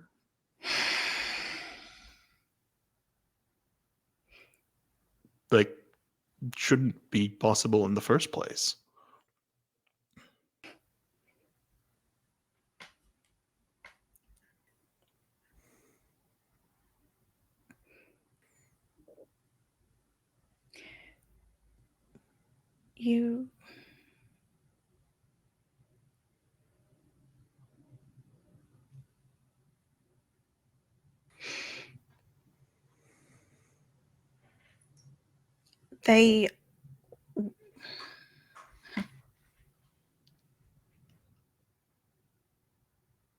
There's this long-standing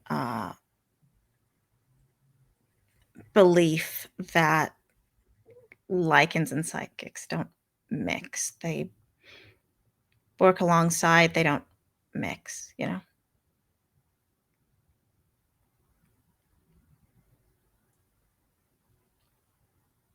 There's no way I could take them apart. Oh, no, I can see that.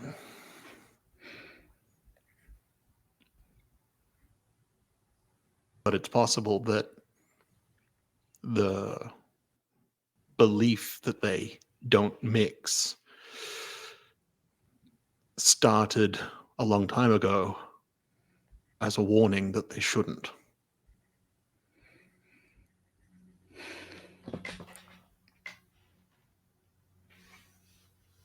Well, and officially,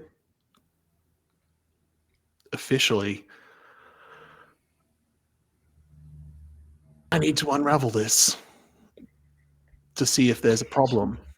And unofficially, I'm scared for my son and my son's friends. What happened to Lai? Is Lai okay? At the moment, they're fine. But they're involved in this. They're at the heart of it. Why? How did they get involved? What? I don't know. What are you...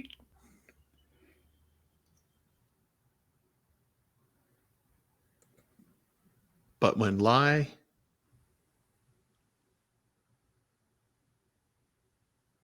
shot her dad. Lai shot their dad. Sorry. Oh. Yeah? But there's a version of that event where Lai's dad kills them and not the other way around. And there's a version of that event where Allison and Margot were there.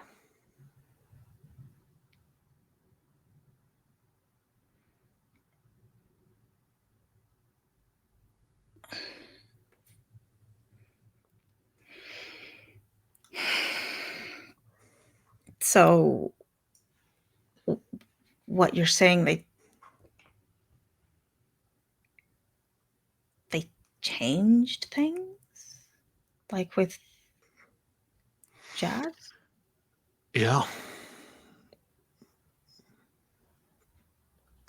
That's what it, on the surface, that's what it looks like, yeah.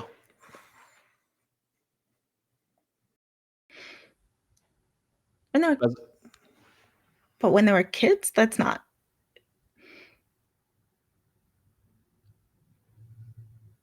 Yeah.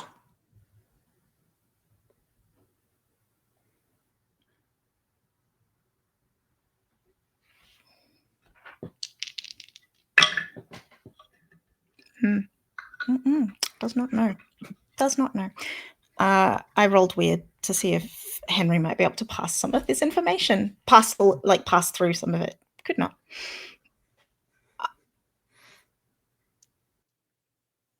The two dads just like, right? Yeah. This is a problem. Noel has been wanting to get space between the two of them.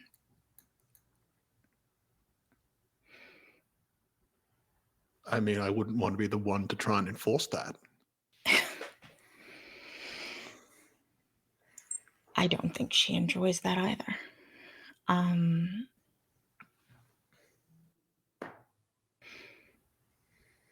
I don't think it'll work. Reyes and their fiddling is not something you want to stand between. I think it'd be a quick way to push both of them away. Yeah. I don't...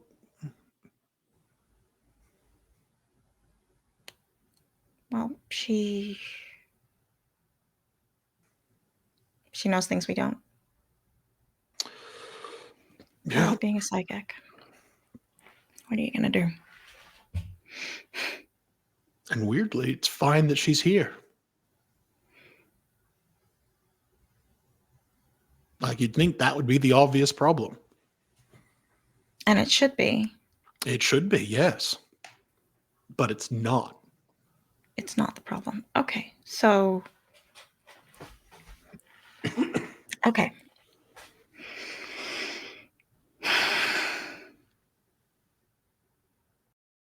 I will talk to them. Not now. No, I think I'm a lot to wake up to. Yeah. Margot doesn't wake up until like 1 p.m., so... She'll wake up eventually. I'll talk to her after school or something. I don't know. I'm gonna...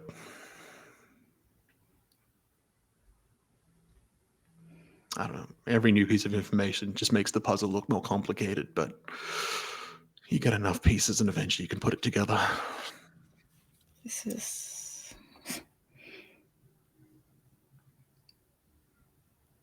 Well, we'll try, I guess.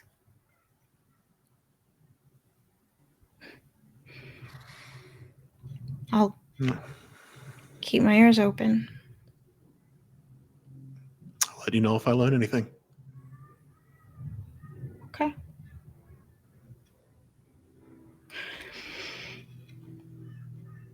You two gonna be on time?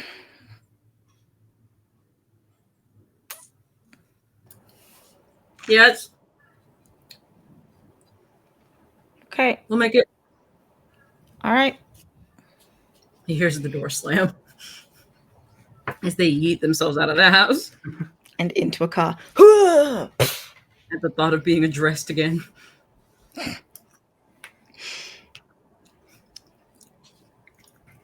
And as they drive away, we'll take a break. That's valid. Yeah, I think so. We'll take a break. We'll be back.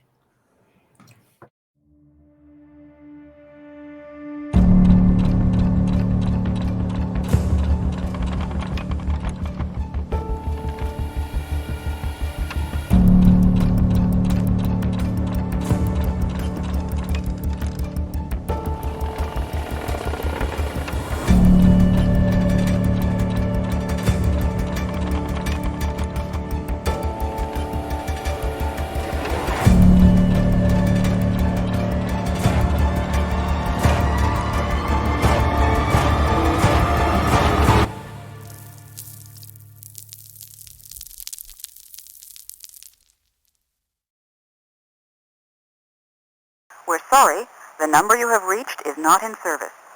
Please check the number or try your call again. This is a recording.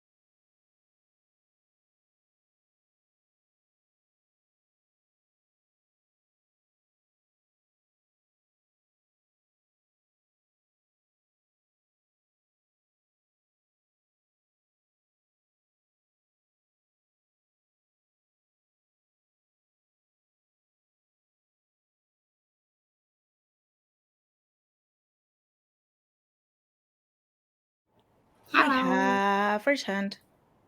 Hello. Oh.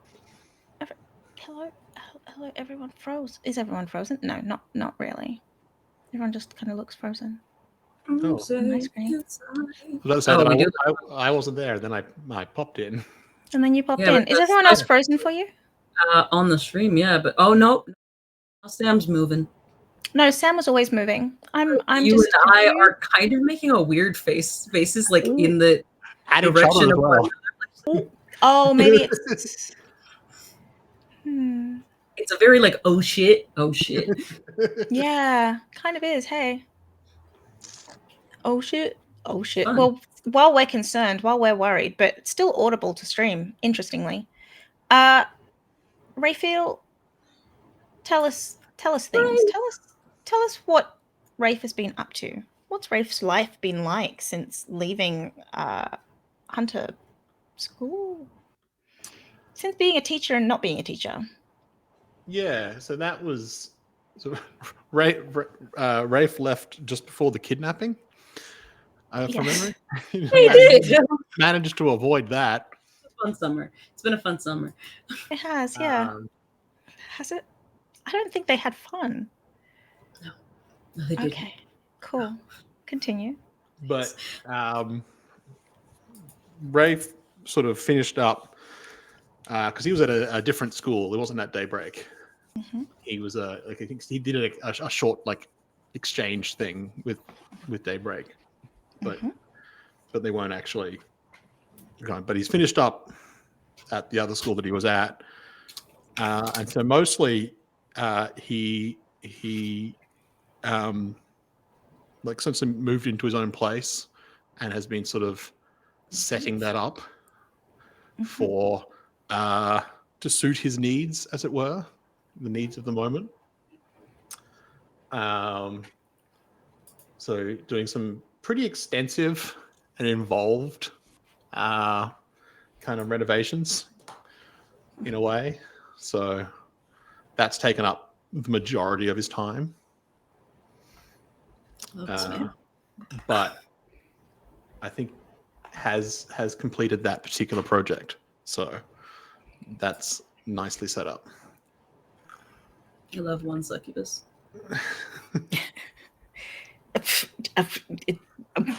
Yeah, just one. Yeah. As far as you know. Saying things like that are fun. Sometimes just for the facial reaction. No, because Margot never met Rena. Yeah, Margot has never met one femme succubus. Yeah. Can you imagine that like hey, we're not doing this again unless yeah, it's like, if you're in the same family. You have a sister. Yes. I'm Rafe, you have a sister. Well, they know that he has a sister. They know that they have a sister. Like, because they went and saved the sister. They just never actually saw the sister they were saving. Yeah. Correct. Because fortunately, they weren't actually in danger by that point. They didn't need to. Absolutely. So, Rafe. Not that wasn't part of the motivation for everything going forward, but anyway.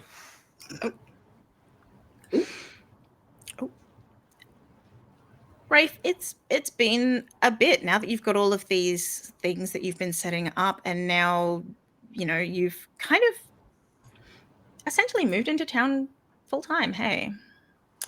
Yeah. Much closer. Still travel. But... Yeah, much closer.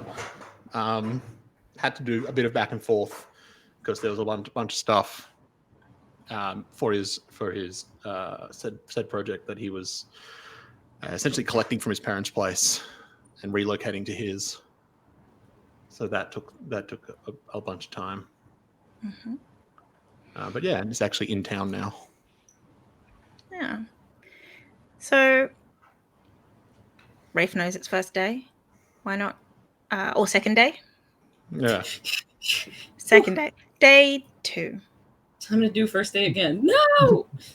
Yeah, we're doing Groundhog's Day now. just to add to your problems. Margot would prefer not to. I can't even begin to consider that idea. It sounds horrific. I can't do that to anyone with ADHD, and basically everyone I know has ADHD, so we're not doing that. Longest Daybreak day in history. Lasted an entire fucking season. All of summer camp lasted like 3 days. So you know what? That's the target. That's what we got to beat with 10 episodes. 4. Get to day 4. If you know the school, what you gonna do? You also know you know Marissa at the front desk. You know Marissa. Yeah, that was at the front desk. That was a whole issue of what was it of professional impropriety, but that's all right. Marissa had a good time. They're not a teacher. It's not the same. Surely not. Marissa had a great time. That's what matters. Marissa definitely came across as knowing what they wanted. Yes, she did. But yeah, Rafe, I imagine, because, it's not like he has class or anything, but he could rock up for like lunch and be there for that time. Mm-hmm. But I assume you need like a sign in to something or a guest book or... You do indeed. So at lunchtime, you would sign in with Marissa, who would say, "Oh, hi. It's been a while since I've seen you." Fucking secretary. Well, I've been busy. I can only imagine what you've been busy doing. Can I help? Well, now that recently moved closer, I thought I might surprise some friends of mine. Have lunch with them. But had to finish some things off first, so I bet you did. Had to plan to do it before Daybreak started up again, but it didn't work out that way. Okay. Well, which friends are you meeting? Who are you meeting? Oh, Alison Finley and Margot Reyes. Oh. Interesting choice. Okay. Maybe say hello to some others. See how they're going. Okay. Well, they are in, and she looks at her computer, hands a little sign-in form over to you with a pen, and checks her computer and says, you remember your way around? Oh, I'm sure I can figure it out. Yeah, they're over at the biolabs. Prac 3, I think. Yeah. Well, then I'll go wait for them there. Okay. Margot. Yo. Did y'all go to class? Yeah. We went to class. Such concern. Yeah. We went to class. I don't think Margot would have risked not going to class. That's fair. Margot did what she said she was going to do. In this one. In this one. In this instance. She sure did. Alison would also go to class. You share that, so you've got separate theory classes, but you've got the same prac classes. Okay. So Alison would only calm down at the point of okay, like it's one of those perfect code switching situations of like time to go to school. Okay, I'm fine. Not at all fine. Emotionally, she has not changed. She's in the same place. She's still scared. But physically, good liar. Excellent liar. Excellent liar. No one else notices, I suppose. Oh. Well, not anyone who is public. Rafe might. Well, yeah, but he's not there yet. So. He is not. So, class is normal bio class. There is no Melody. There is no Brooke. There is no Carla. There is no Tammy even. There's no Graham in that class. It's a normal bio class. It is like the most normal. It's the most peaceful class of them all. Mm-hmm. What a nice class. It is truly what art should have been. You know what? The Master of Ceremonies fucked that up for us. Made sure that wasn't the case. If that is you, yeah. You cannot blame me for the introduction of a were-cow. Can't I? No. I am not the bearer of the cow. Interesting. I'm not the cow bearer. I am not the cow bearer. I just help move things along. No, the cow bear is a different creature. The cow bearer is, that's a whole. When we start talking about hybrids, we'll get there. Cow bear. Alone in the world, this little cow bear. Cow bear. Cow bear. Yeah. So, I don't even think maybe like Margot and Allison might not even be lab partners. Like, oh my goodness, really? They don't? It's peaceful. They likely sit at tables like cat a corner from like one another. Okay. But like maybe they make the conscious choice to not be lab partners. Mm-hmm. Like they did with fighting. But is this the first? Is this the first class they've had together? Or today? This is the first day of this class, right? This is the first day of this class. Yeah. Yeah. They'd still be doing pracs because they know how the lab works. They're getting into it, doing some of the work that will need to be done over the course of the semester. Right. So. Word. Yeah. I think that class that is happens. Allison settles over the course of. Does she? Fine. Well, also. Allison settles over the course of it quite well. That's a 9. And she's got a cool of 0, unless you rolled very poorly and then it's an 8. Nah, I rolled a 7, but also I think that would have been Margot's like intent was to help settle.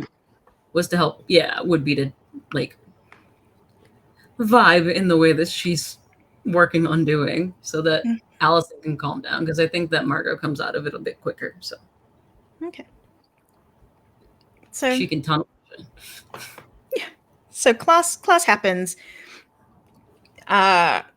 Step outside and refill. Oh, hello, Shah. Sato. Margot will smile and go and give him a hug. As does Allison. How are my favorite people? Since the last time you saw us? Oh boy. Where do we even start? We don't. Yeah. That was not supposed to be a loaded question, but I don't know. How much do you know? How much time do you have? Well, I was going to suggest lunch, but how about we go somewhere nicer? Okay. Hey, Cafeteria serves pretty nice food, but I'm totally down to not be here right now. Yeah, me too. Where do you want to be? Where do you want to go? Wait, what are you doing here? Not that I'm always happy to see why you. are you? Yeah, yeah. Well, I live here now. You do move. So to here, not far away from here. Well, to the town. Okay. Oh, so you're not living on campus? Wait, did you go here now? No, you must have graduated by now. Points to visitor pass. I see. Yeah. Okay. You never know. I don't know. One of our friends is teaching a class here now. I don't ask questions about. I don't. Teaching a class? Our friend Lai. Why? He met Lai. Oh. Yeah. Well, damn it. Okay. Yeah. So. Teaching. Yeah, Lai is teaching combat. Oh. Well, that tracks. Does it? I mean, it does now, but we made sure of that kind of. Come on, let's go. We can talk. Get out of here. Yeah. And so you head to the car. Yeah, Margot will find the nearest exit from the building so that they can sort of walk outside, essentially, towards the car. They're just gonna kind of take the long way so they're not indoors, where it is easier to be overheard. So yeah, you're on the way to the car. Where have you been the past couple months? I know it's been kind of crazy and hectic for everybody, but well, the move took a bit longer than you might expect. I had some things I needed to. A renovation project. Let's call it that. You build your own house. What were you renovating? Tell you what, I'll show you later. Easier to explain then. Raphael, if you're gonna take us to some kind of a sex dungeon or whatever, you're gonna have to tell us first. We had this talk, right? I would not have trouble explaining a sex dungeon. Fair enough. This is more involved, and not at all to do with that. Well, not entirely. Well, come on, it's you, Raphael. Margot has forgotten entirely her pretense of not being a smiling person. She's always kind of amused, and I think as soon as they see Raphael, there's a grin and a hug, and now they're walking around outside, and Margot's just laughing openly, forgotten her own parameters of I'm undercover. I am stoic. I'm stoic, and you wouldn't understand. You wouldn't understand. Nobody really knows me. Nobody knows me. Anyway, she goes, okay, so more complicated than a sex dungeon, but not impossible to have sex in. Got it. Well, it's a family thing, in a way. Do you? You know what? It won't. Sure. Generations of succubi. It's gonna have sex is gonna be involved.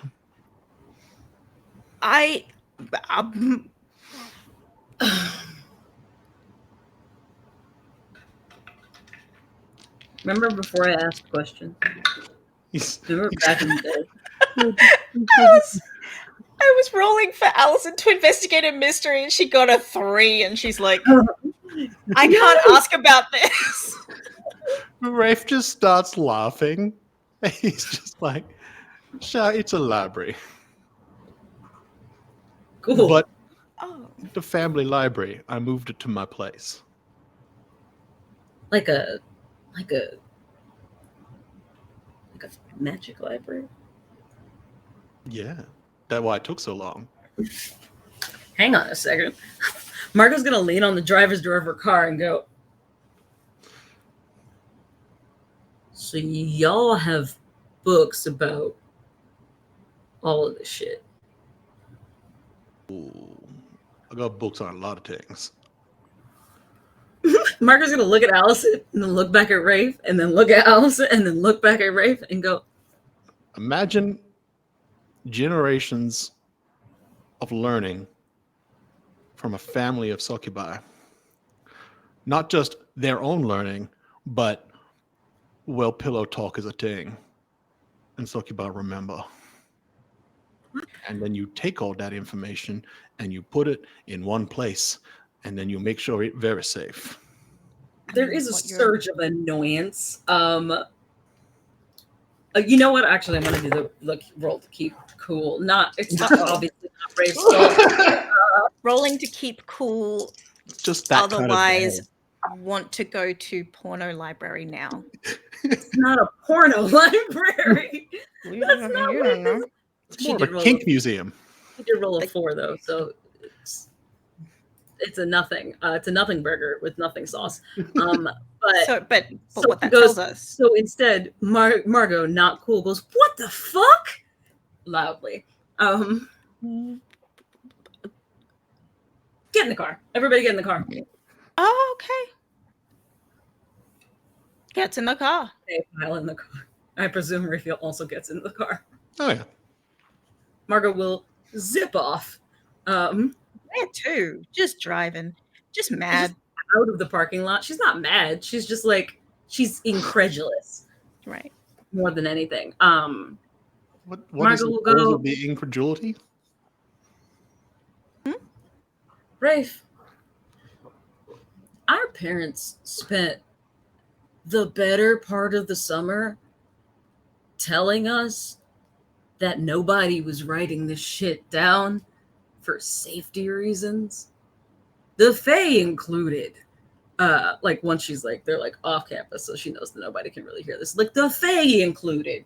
We're like, nah, we don't have written histories or whatever. We don't really do that. And like, you guys are just going to have to accept that you're going to learn whatever. And then obviously my grandma has some shit because she's been around forever. And at like a week and a half ago, I got some stuff from my mom, but like this much stuff from my mom. And now you're telling me you have a whole fucking library with generations of stuff in it? And your family's had it this whole time? Yeah. Why the fuck don't I... Oh, we don't tell people very often. But you think I'm going to show you, but it's going to be a process. But what do you mean a process? Do you have to make a deal with you again? No. Not with me. With the room, kind of. Come again? What? Well, you know, how do you think it was a secret this long? How far away do you live? Margot is gone. How far away do you live? I gives address. How far away is it? Reachable. It is reachable within this time, yeah. Yeah. Within the narrative time, it is reachable. Yes. I've rolled lash out physically because not for harm, but like because she does something like it's like a jerky movement. Like she like whips the car around. Handbrake. 180 handbrake turns. Yeah.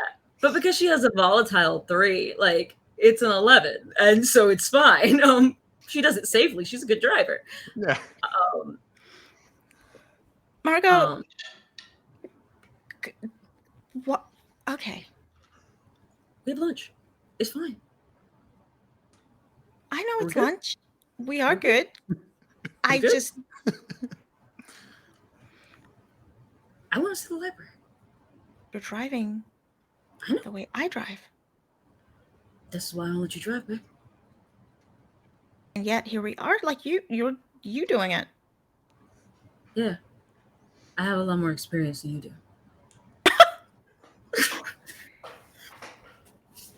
I see. She says, princess.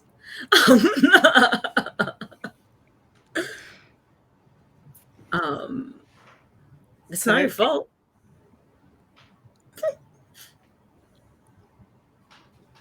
I'll remember this. It's okay. You remember everything. It's fine. I do try. I'll take whatever consequences come my way. Yes, you will. Margot's going to continue to drive recklessly.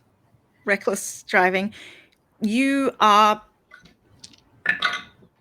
lucky you are not stopped by cops. On the way. Margot doesn't believe in cops. Margot doesn't believe in cops. No cop higher than death. Yeah.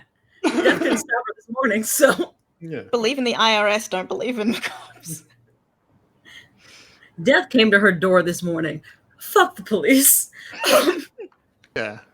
The only constants are death and taxes, and the big guy is both. It's true. This is all true. You get that. You get that. Yeah.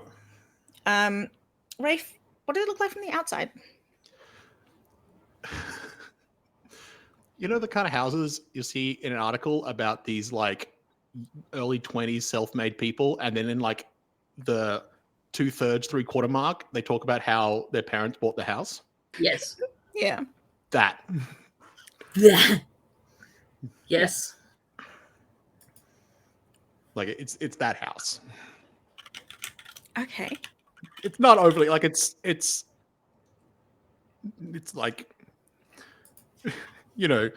within a certain tax bracket, it's a modest first home. Within a certain tax bracket. Yeah. So who's tax bracket? Which, if I could ask, tax bracket? Yeah. Whose bracket?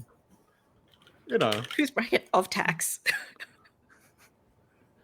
It's like it's really only the wealthy people going to Daybreak without some sort of scholarship or whatnot, and the same was true at Rafe School. Yeah, correct. Yep. So it's within Rafe's tax bracket. Yeah. The Sato Reyes Finley tax bracket. Yeah. Yes. Or the Sato Reyes tax bracket. I don't think anybody's in Finley's tax bracket. No one is in the Finley tax bracket. I think they're rich enough that they don't pay taxes. Yeah. It's true, actually. Of all the things they don't pay, it will be taxes. Mm-hmm. They audit the IRS.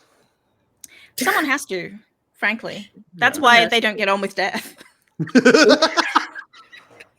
That's the problem. Who watches the That's Watchmen? the problem. The psychics. Yeah. Death looked at the way, was like, nope, that's too much money. I cannot afford this. Well, I'm afraid that it just says right here that you're going to have to pay it. I don't. No, I don't. Wise. Now I'm imagining one of these like really angular, like those like, it's like a townhouse. The square ones. But it's probably the most striking thing is how normal it is. Like it's sort of like you sort of picture like a succubus's home, and it's just like, no, I don't know what was expecting, but it's not this. This is just, it's like aggressively normal. This is a guy's house. This is just a house. This is just, some guy just lives here. I'm using like I don't actually have the ability anymore, which I think is a shame. But it also makes sense because it probably would have applied more to his parents' place. Mm-hmm. But before the merging with Monster of the Week, Rafe had ability where if you ever went to his house, you actually you got a condition because it was so normal. Just for the purposes of this, I feel like it's worth it. We're just going to apply it because it's fun. From memory, it either makes you feel more monstrous or makes Rafe delicious. Is that the condition?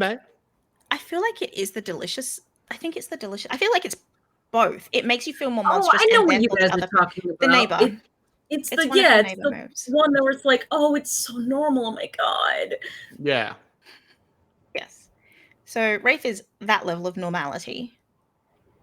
It's not weird at all. Let me see if I can find it. Well, I mean that's the point, right? When they see what a normal life you have, they choose. They gain the condition monstrous, you gain the condition delicious, or you take one forward to make them feel human. I see. So what's it going to be? Well, it's your choice. It's your choice. Oh.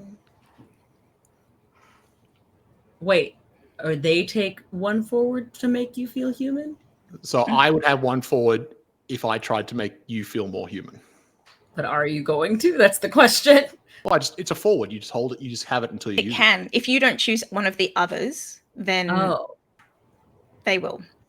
Well, no, I mean, you said it's my choice, but it sounds like the other one is contingent upon what Raphael would do upon inviting someone to their home.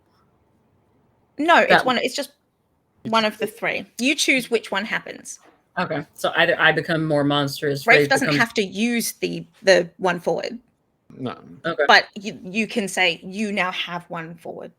I'll give him the forward, whatever. He's bringing us to a secret library.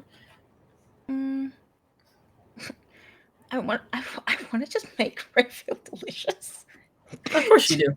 Keep it fucking feral. It's fine. I'm gonna keep it feral. Why wouldn't Allison want an aggressively normal house? Yeah. This is everything Allison has ever wanted, is just the aggressively normal. Yeah. And so this is something that she finds delicious. So she's gonna you take the condition delicious. Delicious. I wish to sample your normality. Let's just sample the wares. Thanks. No, she's already sampling the wares. You know. Yeah. Anyway, I have nothing safe to say. Say what honesty demands, Chantel. All the wares. She will try them all. Fair enough. Delicious. So, the outside looks normal.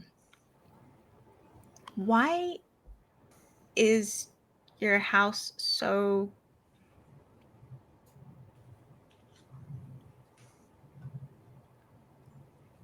I wouldn't have expected this. Did you build it to look like this? No. This is what it was when I got it. Oh, you just bought it like this. Huh. It's nice. I mean, I redid the garden a little bit. My mom would be impressed. It's nice.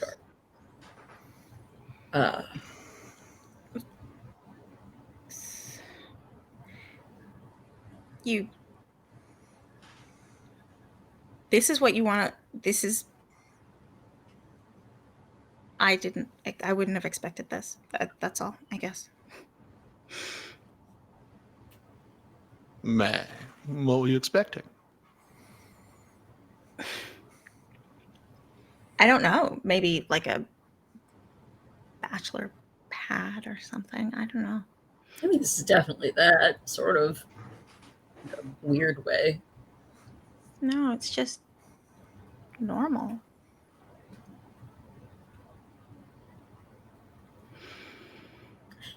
I don't look at you and place you here, but like, I'll be honest, I'm more interested in what's going on inside right now, not to be too Oh, look, if you thought the outside was aggressively normal, you wait, because the inside is also that. like a cross stitch up in the hallway. Do you have a home sweet home? Yeah. It's like a picture of his family. A little welcome mat. Wow.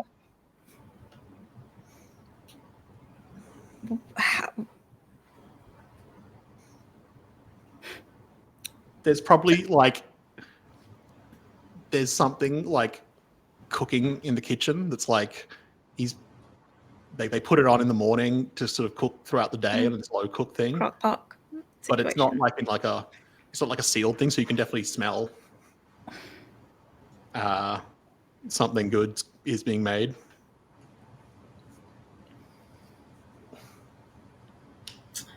Shit. I'm gonna take it back. I'm gonna go with the monstrous. Actually, that feels correct, especially since Alice is going with the delicious one. Yeah. There's the covetousness. Covetousness. Wow. You okay there? Covetousness. Covetousness. Yes. Covetousness. Yeah. Yeah, I think Marco's like, shit, this makes my life look like fucking weird, and like weird, like, pretty not weird by average monster standards. Like, is this what life is supposed to be like? It's everything I've ever wanted.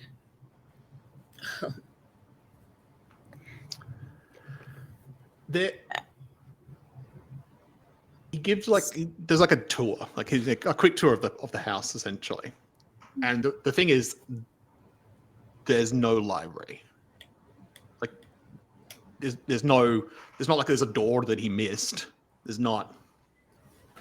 Yeah, that is the one thing that does not surprise Margot. She goes, so is it like underground or No? Like, do you have like a bookshelf door, Fey realm situation? Because that's what we have at my house. In my house, we have a Fey realm. Yeah, in my house, we have my other car is a Fey. Yeah, I didn't know that. We have Fey realm at home. We have Fey realm at home. Yeah, no, I thought it was a safe room before, but apparently it's a portal to the Fey realm, and I figured that's where you're keeping your library, but also the Fey would know about it if that were the case. So now I'm trying to, is it under the floor? Where is it? Well, the thing is, you can't go in unless the room knows you. Biblically? So, look, generations I don't mind past, if it needs. Oh. Generations past, they may not be the case. I would fuck this house. Don't you even.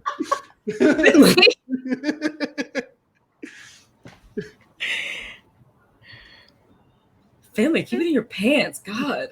I'm just saying, it's a gorgeous house. We can get you a house if you want a house, babe. That's not the point. You just offered to let the house fuck you. That's not what I meant. That's what known biblically means. I don't know if you've read, but that's what it means. Yes, I have. No, okay. Metaphorically. Okay. Look. I was asking a serious question. Can we ask the serious question? Can we talk about the library for a second? Let's talk about the library. Yeah. Get together. Out two swabs, like mouth swabs that you can just it's just like a COVID sample swab. not up the nose. Gotta go real deep. No. We have the mouth ones too. If I understand correctly, early on, biblical is probably correct, but that was more. I gotta assume that the succubi back then just thought it was funny. Raphael, if there's a book in this room that we're about to go into that talks about how the room fucks the people that are going into it, I need to see the book. It's got pictures. It's great. Yeah, that's what I was hoping you would say. That actually, I need to know. Margot, keep it in your pants. Yeah. I just want to know. Well, I'm just saying. Everybody gave me so much shit for not asking questions before. I'm asking questions now. I'm curious. I want to know, what is this? At my parents' place, you would have needed blood. But here, we just need, you just put that in your mouth, like a DNA thing. Margot goes, what are you? Like if you were collecting a DNA thing and then just clips the thing on the top. No, I know. Margot understands it, but she's like, you're going to take my soul or something. Is this safe? Think of it this way. At the moment, you're not on the house's list. And so Margot, the bouncer's not letting you in. This way you get on the list. And the bouncer knows that you are okay to enter. Who's the bouncer? Gestures vaguely at house. The whole Margot's house. like, The whole house is the bouncer. Margot is holding it in her mouth like a lollipop. Well, like you said, Allison, your family and a lot of other families believe that this information isn't around, and that is okay by us. Margot goes, you know what? that's what I was going to ask you. This feels like something my parents would know about. It's crazy. How did the library come to exist, though? Margot hands over the swab. As does Allison. Succubi, by their very nature, can get themselves into trouble. People might not like what they were doing. Mm-hmm. So someone at some point decided that having insurance would be useful. But also, you need to know how to interact with other people. If you're going to do your job as a succubus, you need to know what other people want. And so it's your little black books. Yeah, it's like a burn book, but but and not burned. And then we realized that some people say more than they probably should, afterwards. And if you keep a note of that, that is useful. So all the monsters I guess you guys don't get along too well with the other monsters when you're not getting along really well with the other monsters, because there's no way they would agree to. That is kind of how it works. It is either really well or it is really not. Now, most of the information ends up being out of date pretty quickly. But it's still there. But it's still there. Most of it. It's not an unbroken, things got lost along the way. But they told us this wasn't safe. They were pretty gung-ho, like, well, we can't write any of this stuff down. There's no way. What if humans got a hold of it? All this stuff, like... Just as, again, the room's like, well... we can't get to it. Take it.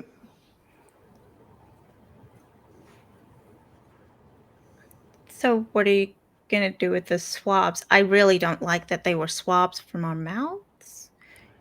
Would you blood? I could do blood. They could have gone anywhere else, babe. That's how, if it's DNA. Like, what I mean is, like,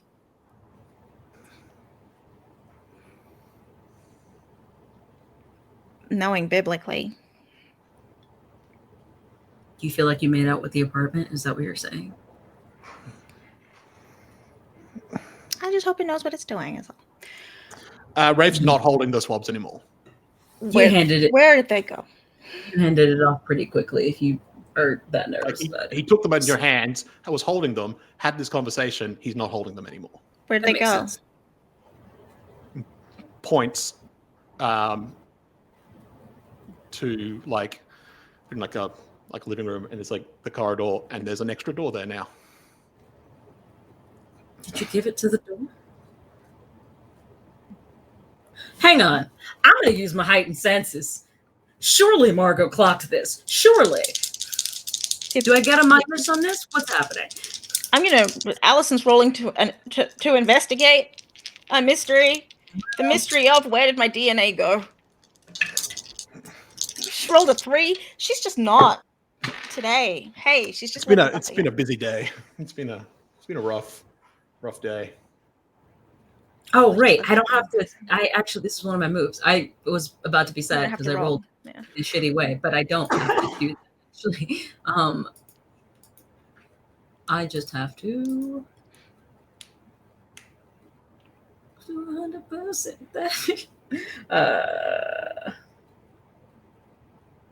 No, I don't get anything is the thing, actually. It was sort of like, and it may even been that you noticed, like you did see it happen, but it's not like something happened. It was literally he was holding them and then they weren't. Right. Oh, you didn't put them anywhere. Didn't put them anywhere. They just they're just not there. Right. Like And a then blink and it's gone. and then now when Rafe points, there's a door that you definitely was not there when you did the tour. Is that door always going to be there now? I mean, I could probably remove you from the list, but I don't see why I'd need to do that. No, it's okay. Okay, smart house. Cool. Margot's gonna go to open the door. It's no stranger than your house, I guess. Except it's not. Definitely stranger than my house. But essentially, if wood. In any other house, this would look like the entrance to the basement. Yeah, that sounds right. Yeah. So, well, Margot's like, this seems right. Yeah. Okay. So, in we go. Yeah. Margot's already got her hand on the doorknob. She's like, let's go. Let's do it. Let's go. Yeah, we're going down. We go down. Down we go. It's not down, is it? What is it? Tell us. I mean, it's down. It's like it goes into like a basement. Oh, okay. It's the Library of Alexandria. And then it was an aunt. The thing is, though, as soon as they go in and the door shuts, and the moment that shuts, you get this, not in like a threatening way, but you feel you are definitely isolated from the outside. Margot, do you have heightened senses? I do have them, yes. But you don't need to roll for it. Is that no? I do. It's when you rely on animal instincts to make sense of a charged situation. Roll with dark. Roll it.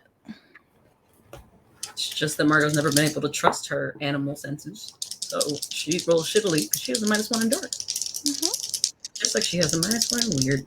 She's nothing if not consistent. It's an 8. You can't smell anything that you could smell outside that door. Can I hear anything that I could hear outside the door? No. No sense connection. I get a question. Yeah. And I'm not going to ask who's controlling her because I know. What? My question to y'all is, where's my best escape route? The door. Right now. Now that there isn't a door. No, the door's there. Oh, the door's there. It's just closed. It's sealed. Just shut. Okay. And as soon as it shuts, everything else from outside cuts off. It's hermetically sealed. Right. And it's like, it looks like a normal door. It's not like it's like this sort of like seal. It's just like, just click shut, but then everything cuts off. Right. But it's also sort of things where it's like, you've been in places where it's like, oh yeah, it's like a sealed room. It's like, no, everything. No. Sensory deprivation. Goodbye, everything. But I mean, that's Shawnee, tell me about how this is different from the safe room. The feeling, I guess, is the question. Because it would be. I am actually going to ask Sam. Would this place be what I've been calling quiet? I.e., Allison is less likely / unlikely to, or / cannot have a vision in the safe room. I would assume so. The description is essentially, because you could also like forcibly put something in here if you wanted to. But it's like anything you stash here can't be found, can't do magic, and can't get out if you don't want it to. It can't do magic. Yeah. Huh.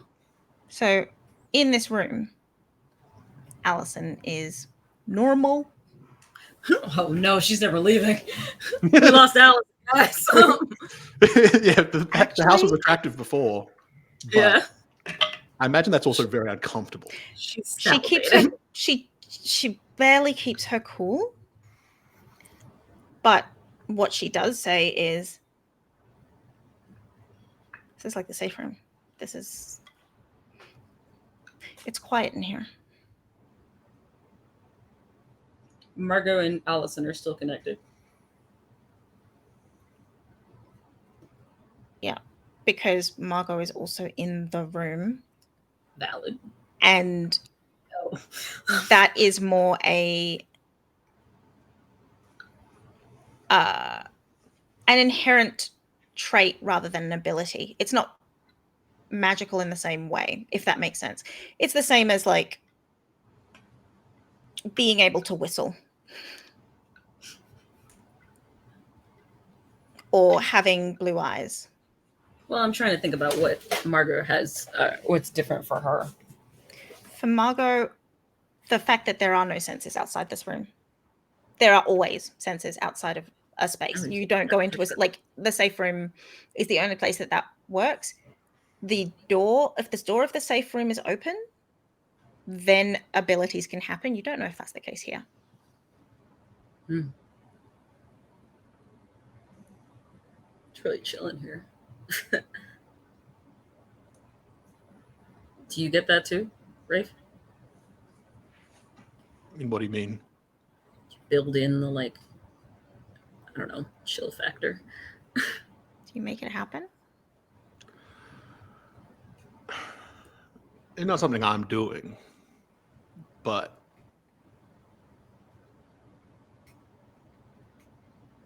installing it is a family secret, as it were.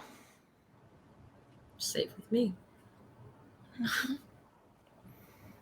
And as you go into it, it is sort of like combination library workspace.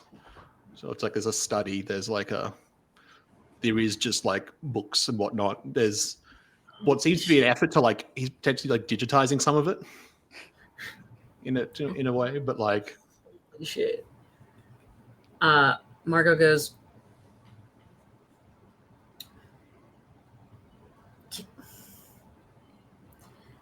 hey Rafe, can I ask you a question or another question?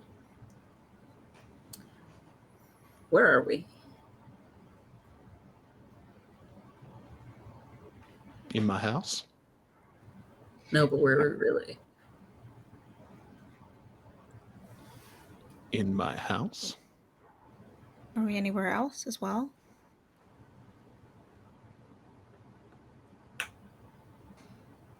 I don't think so. I mean, you said it's not the Fae realm. I mean, obviously the Fae don't know about this. They would not be happy. It's just isolated. Real isolated. Very isolated. Like the same kind of isolated where for many years of my life, I didn't realize I was in a different realm. Isolated. That's what it feels like. That's why I'm asking. This feels like the safe room. Well, I guess I'm not surprised that other people can produce similar effects. So you have a space that no one can get into that is... Well, I feel like if someone were powerful enough and committed enough, they could probably find that door.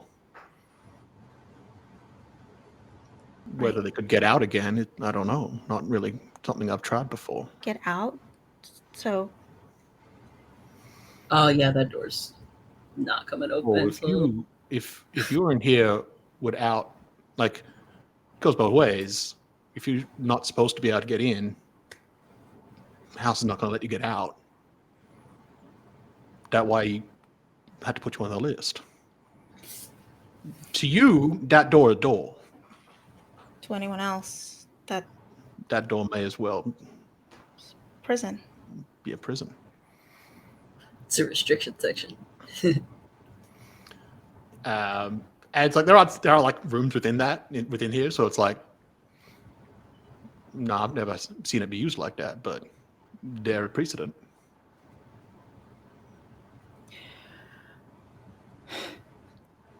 Not gonna lie, that's a little creepy. Well, like I said, sometimes people don't like you, and you have to Make sure that they don't get into their head to just get rid of you.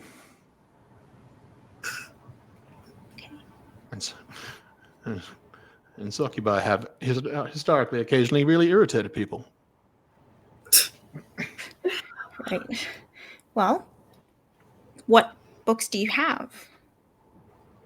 Margot's already at a bookshelf. Like, Rafe hands Margot a book. It's a cult. Doesn't have. It's not like a print. It's like mostly handwritten. Oh shit! But there are diagrams, and it's clearly like, just from looking at the diagrams, it is like essentially how you would have done this ritual. How you would know the house in a biblical sense. Margot's intellectual brain immediately evaporates, and she opens it. She's like, "Oh, interesting." Rafe, roll to turn someone on. No. Yeah. I don't think that's fair, because I don't think it's hot, and I don't think Margot thinks it's hot. I think she thinks it's hilarious.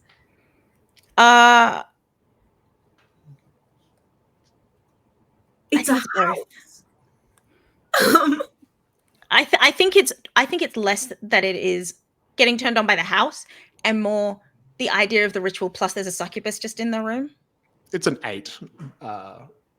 It's also clearly not literally fucking the house.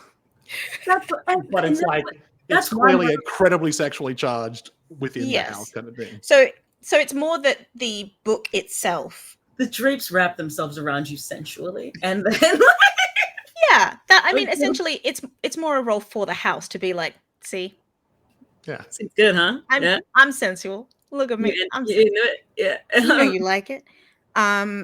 You'd have fun with me.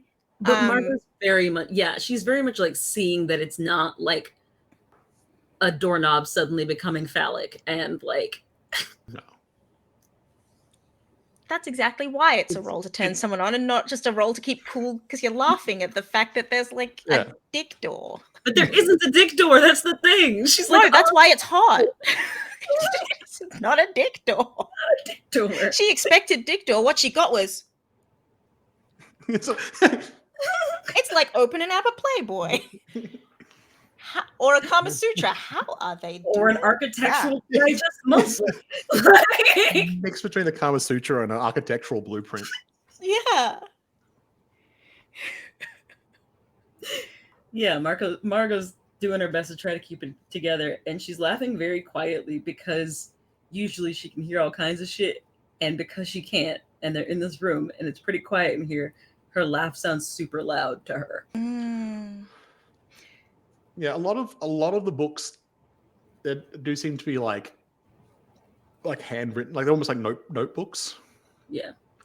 Some are actually printed, but they're not like, they're more like self-published. Like someone's actually just gone to the effort of like something was falling apart, and we're like, no, we're going to get this done up.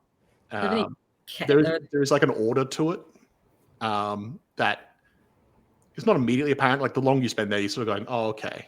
Like, so Rafe is pretty capable of just going to where he needs to go to get information. But Margot goes, so is this like the Dewey Decimal System, or is it like a different system, or like kind of.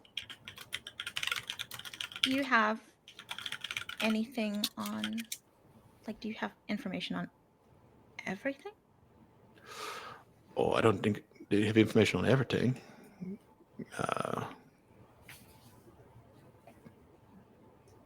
But there's a lot. Do you have anything on psychics?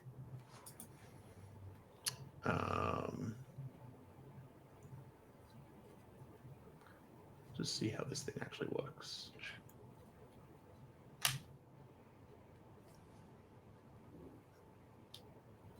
He might have some.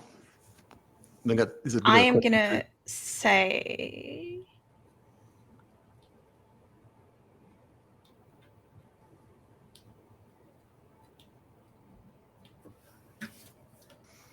Mechanically, the library helps to investigate a mystery. It does. What I'm going to say is there would not be information explicitly on oracles, on psychics. There might be information around them. People that have fucked them.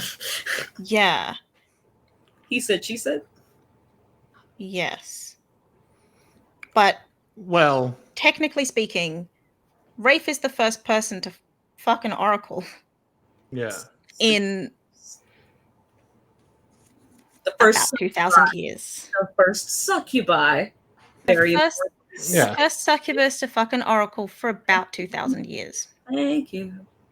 Yeah. Had to have a whole talk. So if it is purely sexually based, then there's one, and it's 2,000 years old, is what you're saying. It's like a Bible entry on scroll. No, it's a scroll. Oh, let me just scroll up here. I know there has to be something. We gotta look on the microfiche because. And you gotta wear gloves if you want to. As both for your sanity and the scroll. Yeah. Not because of its age, because there's. You know what? Just put the gloves on. There's energy. There's energy. So in. Yeah. I will say also that I have to go in like 5 minutes, but yes, I know. I'm watching the. Dollar. What? Thing about psychics is, well, they didn't interact with succubi very much. Oh, so you have a whole section on werewolves then. Points. Margot goes. Oh. But there are tidbits, not direct information, but more things around, other people interacting with them, or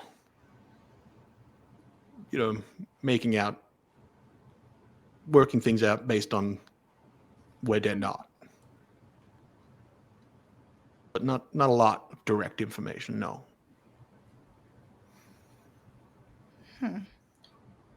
Hey, Rafe, I got another question for you. Are you adding to this library? I have. Right about us? Not yet. You going to? There's something I think I need to share. It's going to be helpful. So far, not really. Not for the purposes of this library. Can I ask you a favor? Yeah. You hold off on it for a while. If you do figure out there's something that might be useful. No problem. Thank you. She's going to turn back around towards the wall that she is deeming the Reyes wall, even though she knows it's werewolves in general. She's like... The wall of Reyes. Oh, you want the Reyes section? Hang on. No, that's... It's like, no, you need to lean over. You sort of lean back, and it's just like, it just continues going. Like, oh. What I'm going to say, as we finish up, because we need to finish up a little early today, is what is there in this library that Margot would take time to figure out? She would be looking immediately for anything that corroborated the stuff about hunters in particular. Two things. Stuff about hunters in particular that corroborated or contradicted the stuff that she got from, not that she doesn't trust them, but the stuff that she got from her mom and her grandma. So it's just a few documents. So she'd be essentially cross-referencing that like you would anything else. But also Margot would be very interested if they're not talking. I mean, they're probably going to talk for a while, but if Rafe allows them free reign of the books, Margot's most interested in looking up information on hybrids. Are there any particular? Whether they exist. No, whether they exist. She's going general to begin with because she wants to know, like, she's specifically looking up, like, what happens when monsters with different abilities, like, combine, or when they meet, like, what happens. And I mean, because it's a succubi library, I assume there's at least some information in each category about what happens when you fuck a succubus. Like, other than, like, the deal thing. Okay. So She will look for those. Like, just to sort of clarify something, like you talk about, like, if you have free reign, like from the way they describe the thing, like, might get a sense that, you know, you could have essentially gotten like a guest pass. You didn't have to do this process. There could have been a way of like letting you in on like a temporary basis, or instead, you know, they mentioned that sometimes the space can be used to like hold things like prison.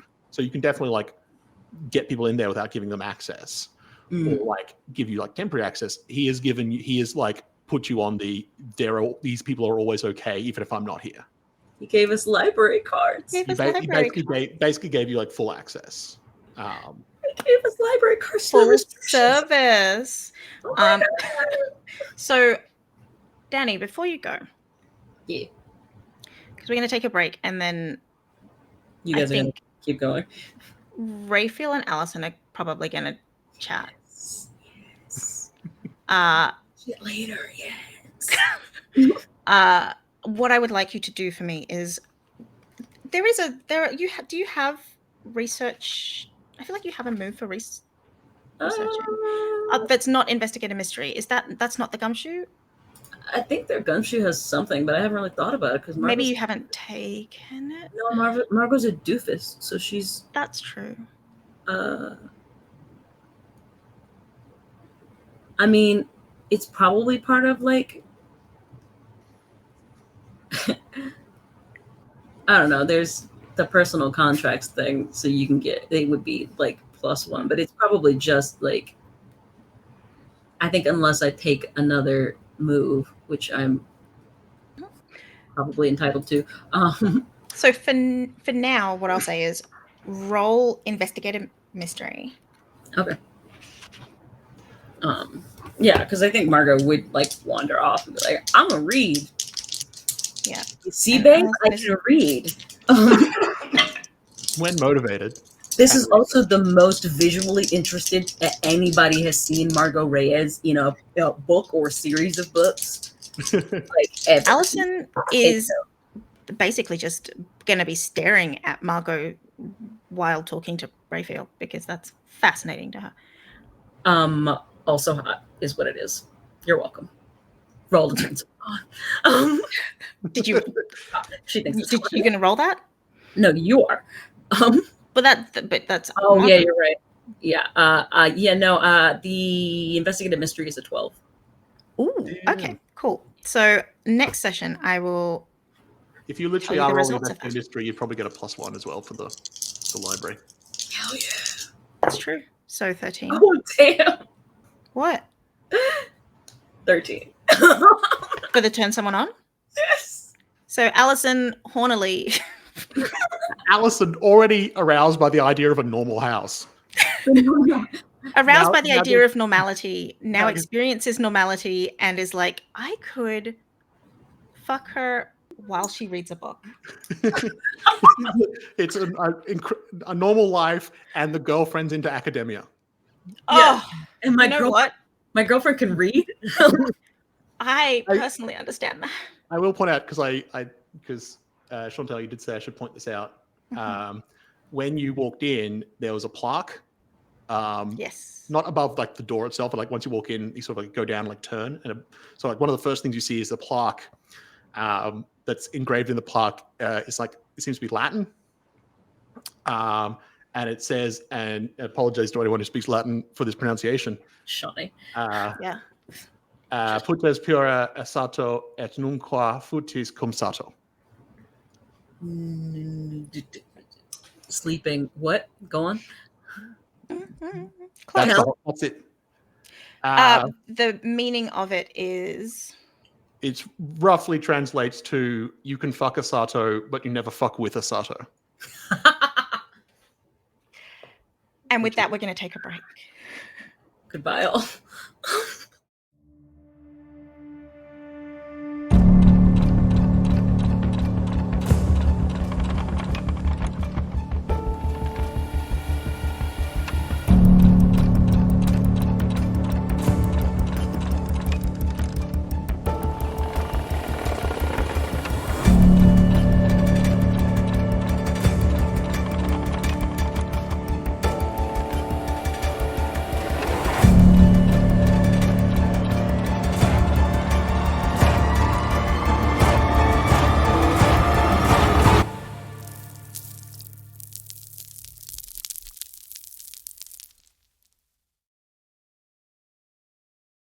We're sorry, the number you have reached is not in service. Please check the number or try your call again. This is a recording.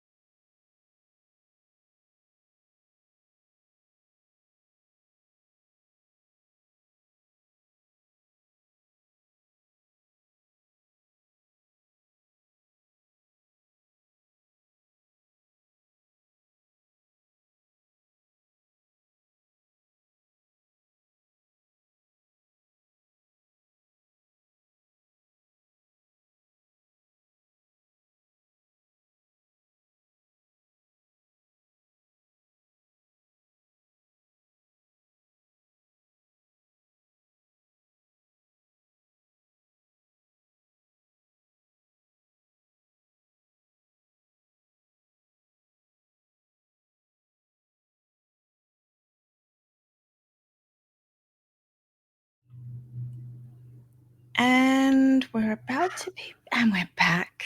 We did it. Yeah. And then there were 2. So as Margot goes off to learn everything she has ever wanted to know about hunting and hybrids, I guess. Allison takes a moment to be like, damn. And that's it. That's it. That's all of her thoughts.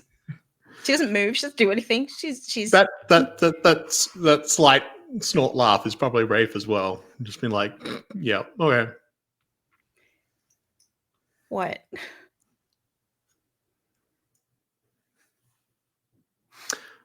Oh. Just enjoying your enjoyment, Shah. I mean,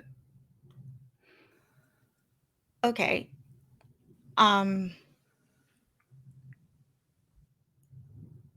Yeah. What? How have things been? Well,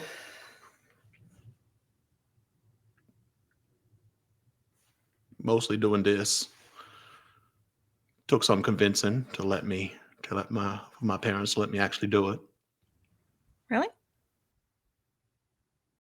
Well, particularly this part, indicating to Oh, yeah. her and Margot. Oh, us.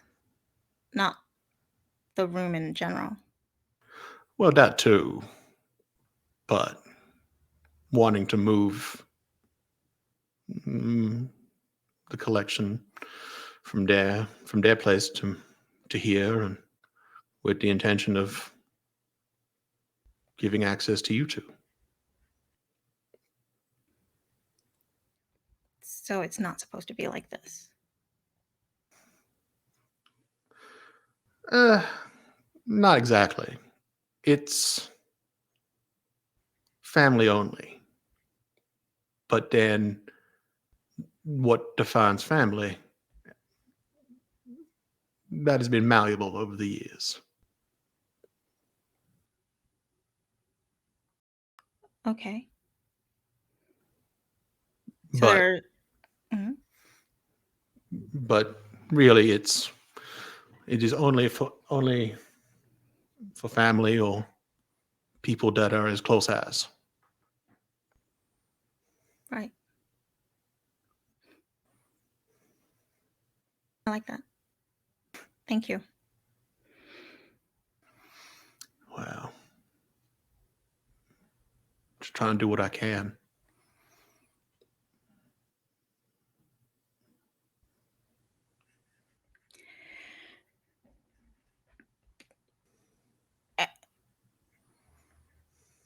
Why did you choose here? What do you mean? Like, if I could move away from family and move anywhere, I would not choose here. As in this town? Yeah. Oh, well. I wasn't moving away from family. I love my family. I'm dead nearby, so close enough that I can still go visit. So I wasn't moving away from family. I was moving closer to my found family. Closer to people who are important to me. Closer to things that are important to me. Closer to where I can help. This is me helping. Sure is going to be a help. Well, I can't see the future, and I can't turn into a werewolf. Sometimes I don't think those things help. So, you know. You could say the same about this. Not always going to be helpful, but I think as long as there are books, Margot was pretty mad that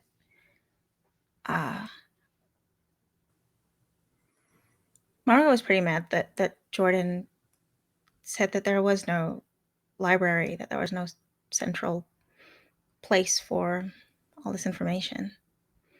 I mean, I imagine she doesn't know. Well, this is not exactly. It's not a secret. Not like the Succubi kid. Well, it more. Everyone kind of. They don't ask us, and we don't talk about it. You do that for long enough, and then some people are just not going to know.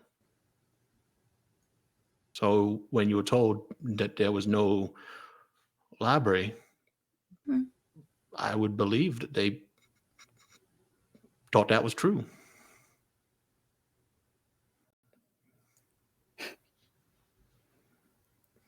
Difficult to know about something that you can't know about unless you're told about it. True. That is very true.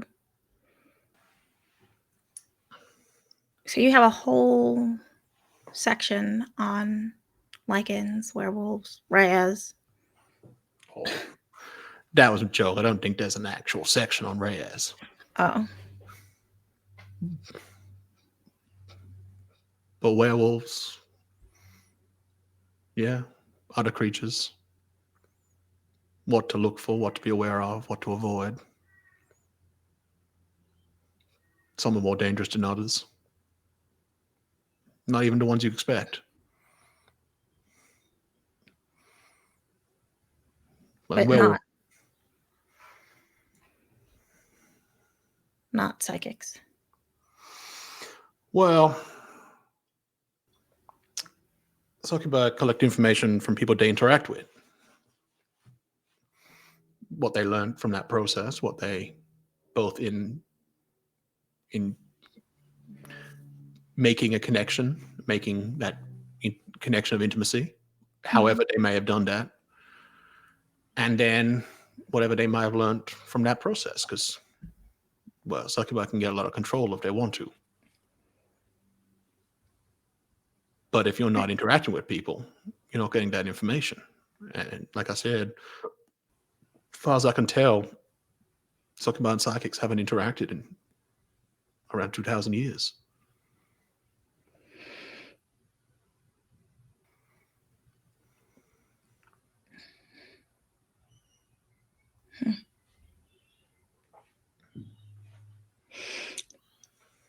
That's a lot.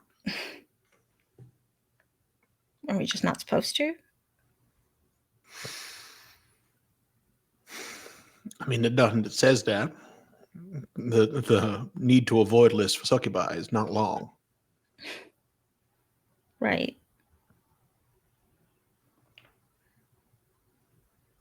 Then why not? I don't know.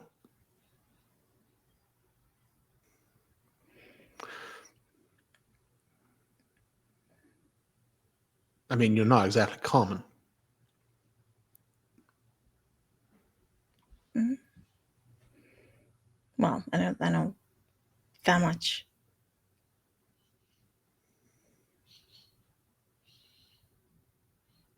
Yeah, I don't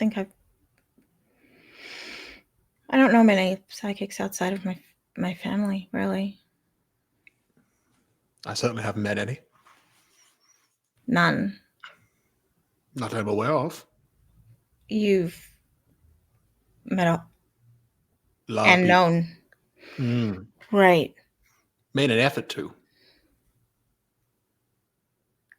You deliberately aimed, like that was a choice. That was the game. Oh. Do you keep score? Like, do you have a little score chart somewhere of like, oh yeah. Nothing so.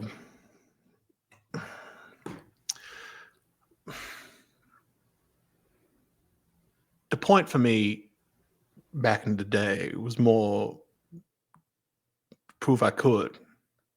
rather than for any purpose. I could get a person and put them in a situation where I was in complete control and they never even realized it, but I had no need to actually do anything with that. Because the point was to get them there rather than to actually do anything with it. That was the game.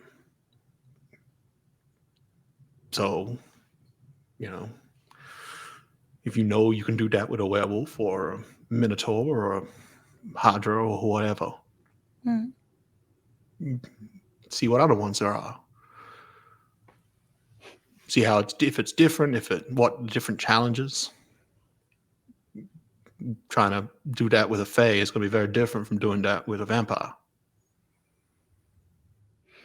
Very different from a werewolf, very different from anything else. So if I had met another psychic, I would have wanted to add it to the list. How is it different? What challenges are there?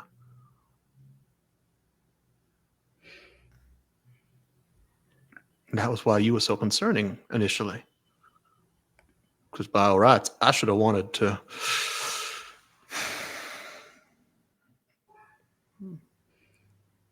put you into that situation.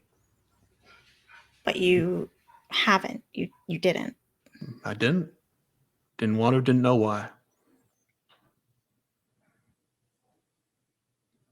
So I had to find out.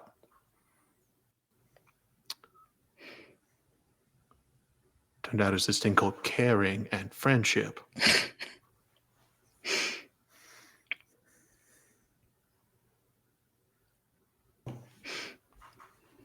Don't you, owe it to your...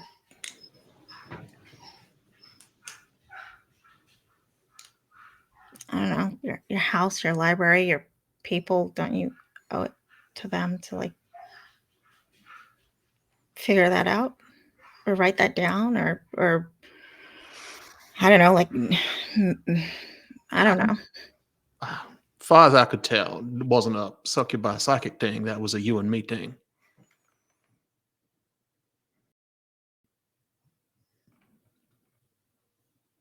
But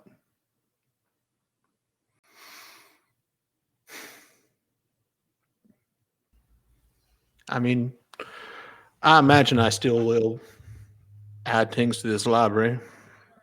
I just got to figure out what that's going to look like, how I go forward. But right now, how I go forward is, well, I wanted to help my friends. Right.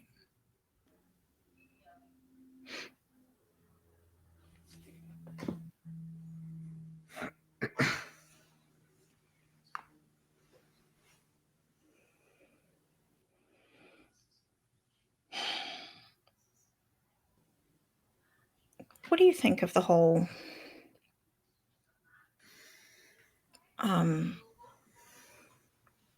what happens when you mix a succubus with anything? Or what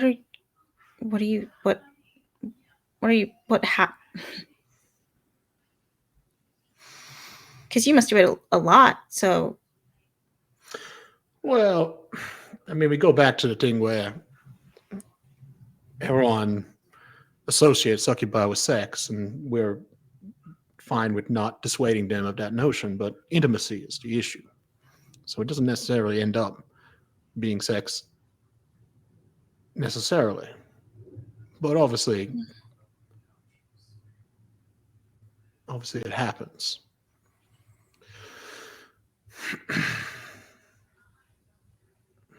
There are no hard and fast rules, I guess.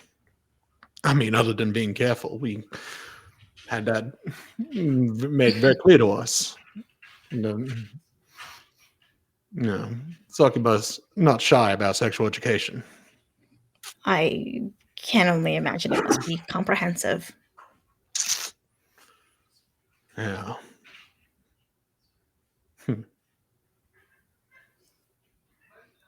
So, But what about, like, what do you think?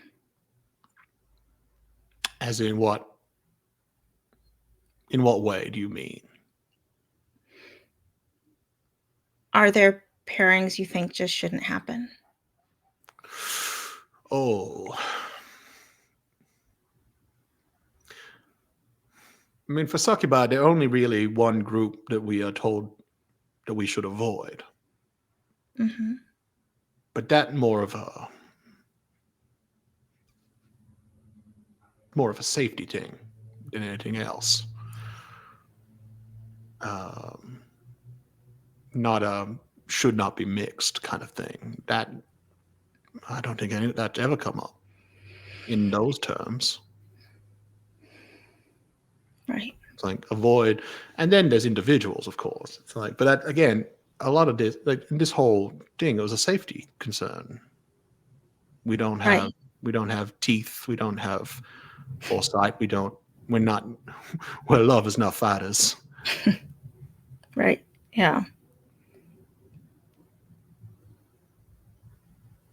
But there was never, in all the time that growing up and all the information, there was never, don't interact with these people, don't, for fear of a hybrid or something. Just, avoid furies, they'll kill you.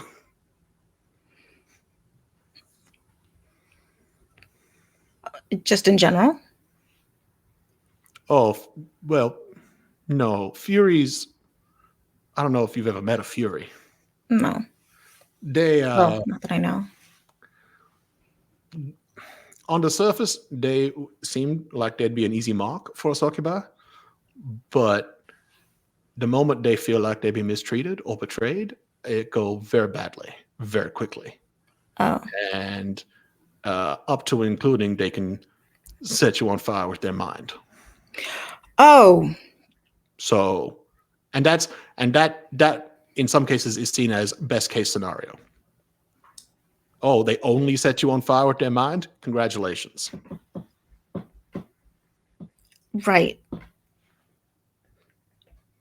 So, there's a lot of text about just don't do it. Just don't do it. Don't get there. Don't get yourself into that position, and you'll never have a problem. There were times I was tempted to try, but I never actually worked up the nerve because it just seems like such a terrible idea. Even I could see that. Yeah, I can see why. I don't think I ever would anyway, but good to know. I mean, you just don't betray them and it's fine. Ever, in any way whatsoever. What if they just think you did? That's not a good thing. No, that's bad. Right. That's right. I see. So that counts. They are inherently trusting as well. So, oh. Yeah.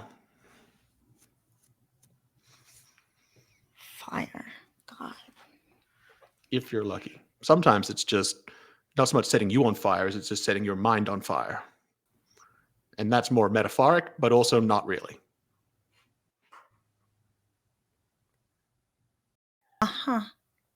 Oh, not having seen it myself, but there are some accounts. Yeah, made it very clear it's not a good idea. Right. Okay. Well, I won't. I have no intention of it. And I won't. And that is good. That's all I'll do, which is nothing.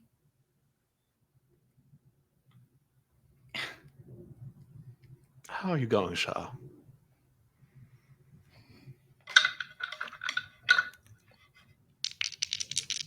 Oh, the dice treating her better.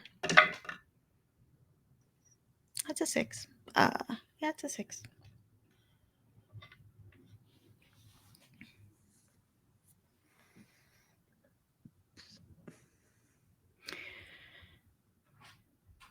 Not the best, actually.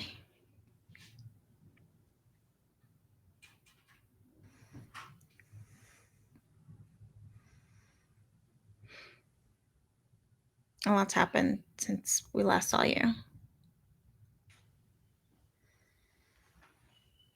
And it's just led to a lot of extra shit, you know?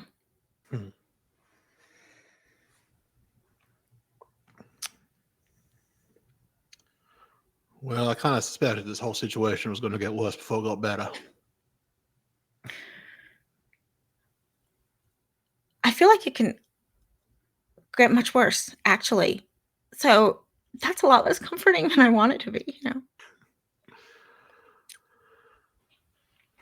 Well, then we'll just have to pull our heads together and work out ways for that to not happen.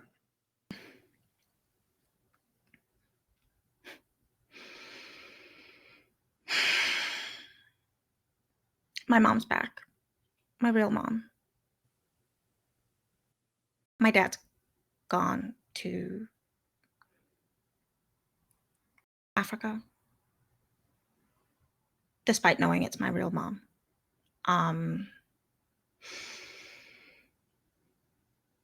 Lie killed my aunt.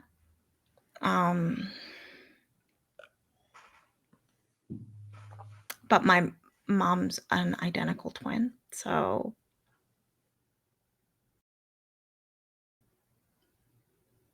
I don't know.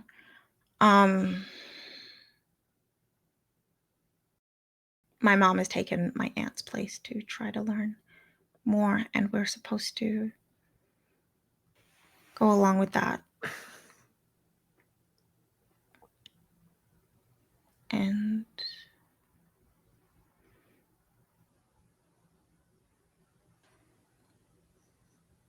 I'm not just getting visions of death, which is great.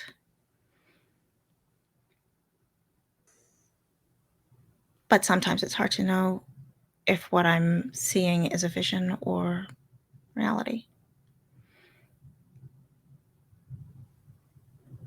It just is, you know.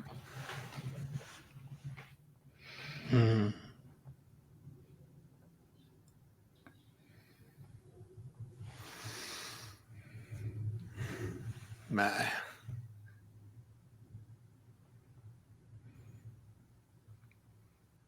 Not exactly a good situation, then. No. And we don't even know if what my mom's doing is going to work or help, but we need to do something. And this morning, Death came to visit because Margot and I changed something, maybe at some point in the past. And now something's up with Lie, and I don't know what, but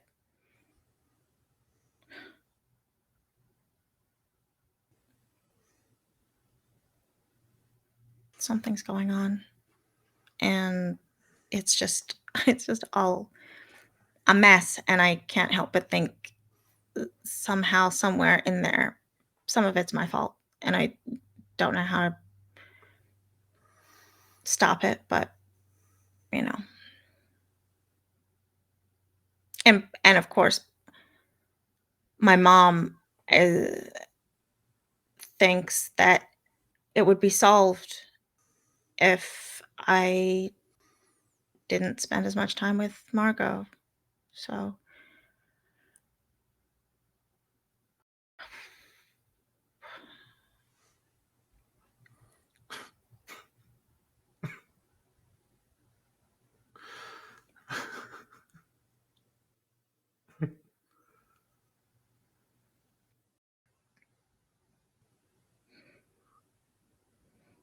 God.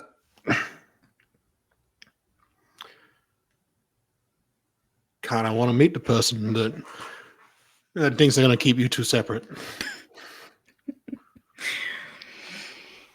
And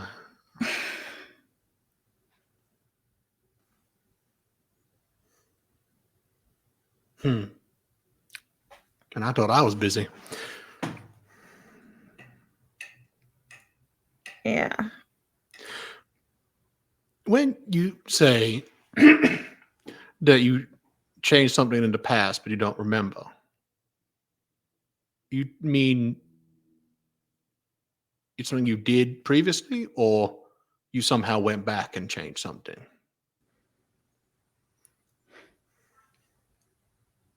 I don't entirely know. I think I don't know. I just don't know. I don't know if, like, my aunt, when I was a kid, I saw it happen. But then when we went back, I saw it, and I saw myself as a kid.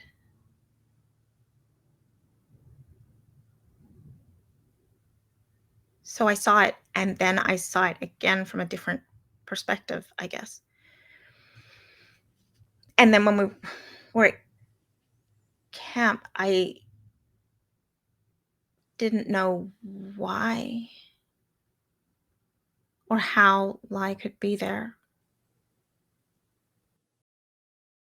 Because I thought they were dead, but they weren't. And none of it makes sense.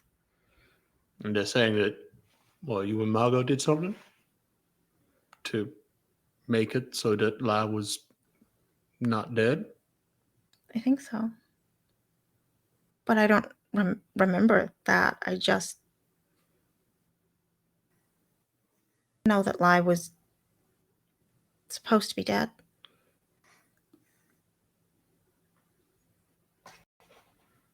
So, somewhat troubling thought, given that we are talking about changing the past.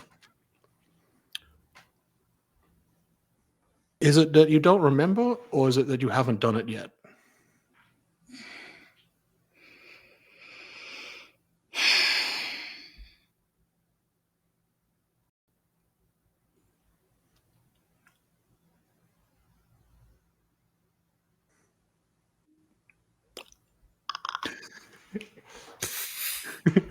Oh, I see. That option had not occurred. Surely I would see it in the future.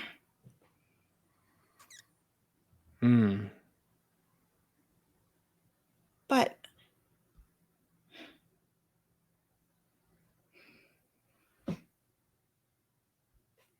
and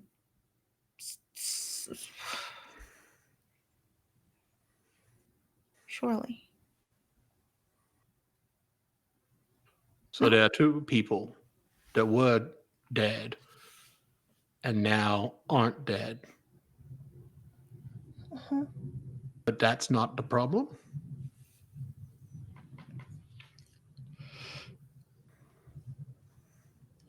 Yes and no. Just the fact that that's what we were doing is a problem, but the problem Death had is that someone's cheated Death. Someone who should be dead is alive, but it's not the people that are. Oh, well, that is interesting.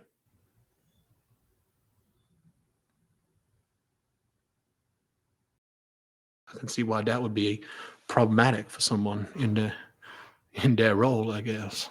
Because I imagine they could tell, be part of the job description that they know. Yeah. So the two people who were dead and now are not dead are not the people that cheated death. And then there are two other people who somehow seem to be responsible for them not being dead.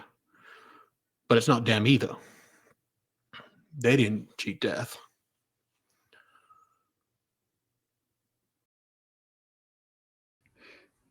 And then somehow we're involved.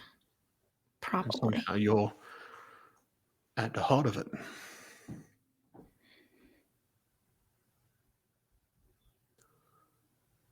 It's almost like part of the problem is that there currently isn't a problem. Yeah. And that there definitely should be a problem from what has happened. Yeah.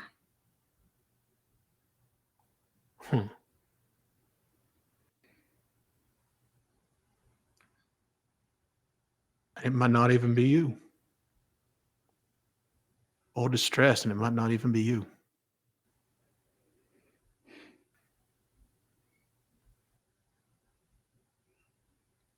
But everyone keeps saying werewolves and psychics don't mix. Huh. And she looks at Margot off reading a thing. We knew each other as kids, but we didn't know each other growing up.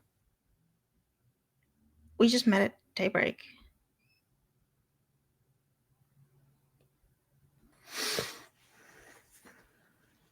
Margot doesn't remember a lot from when she was younger. Do you? No. No. And roll. She ain't cool today, unless no, cool. She is cool. You know what? She cool. That was a 9. She cool. I don't anything I remember, I can't trust it. Part of the bullshit for me is that when I was growing up, I grew up with a vampire. And vampires can essentially change memories. I'm aware. By telling you not to think something or to think something or to tell someone things. So I grew up with a mind reader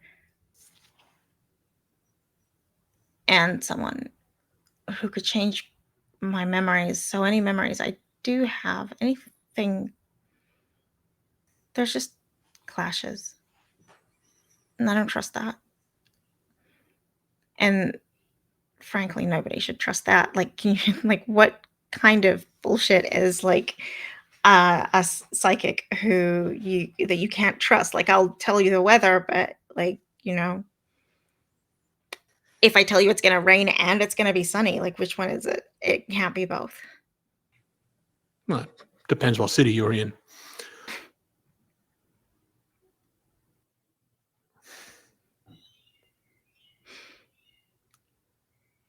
So, no matter what I do, I'm kind of useless anyway. How do you come to that conclusion? I'm a psychic you can't trust.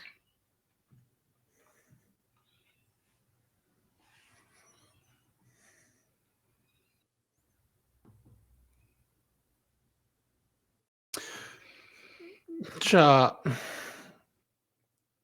don't mean useless in the I can fight. I am smart. But I don't even trust my own memories and my own. And you shouldn't. They got fucked with. You got fucked with. Yeah. I did. But if I can't trust that, why should anyone else? And even more than that, like, what? I'm a liability. I'm not stupid. I'm a liability.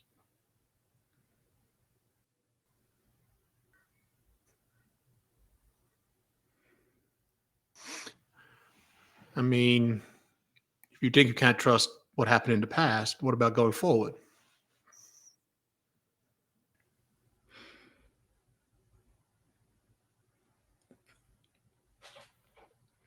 I can see the future, but if I can't get hold of a clock or a calendar, I also see the past. So how do I know? And my mom can definitely only see the future. So how do I, like, I had a vision yesterday. Oh my God. Yesterday. And it was just a hallway with a full moon. Don't know what time of year. Don't know where that is. It's just a hallway and a door. That's it.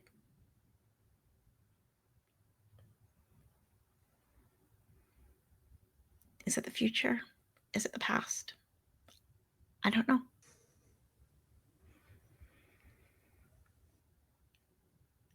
Is that the important question? What else would there be? Why that hallway? Why that vision?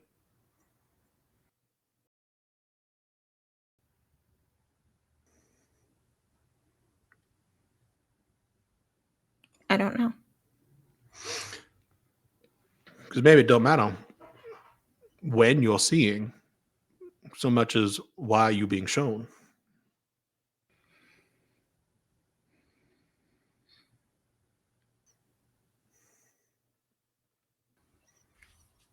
Because it seemed to me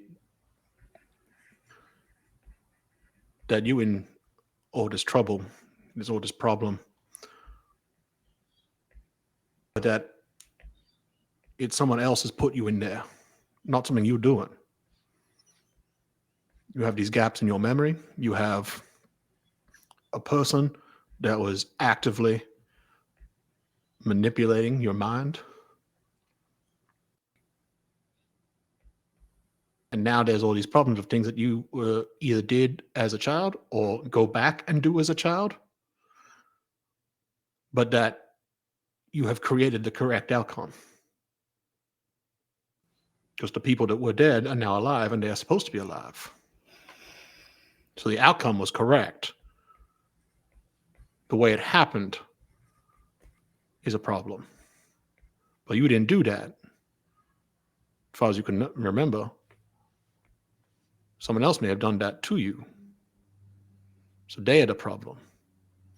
Because if you're not cheating death and they're not cheating death, that person is cheating death.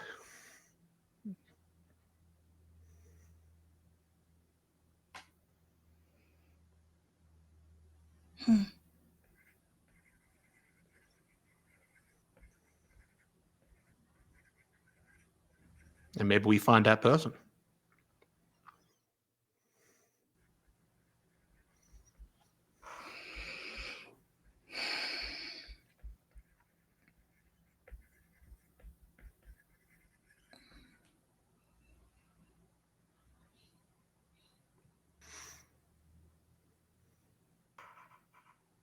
Yeah. Maybe.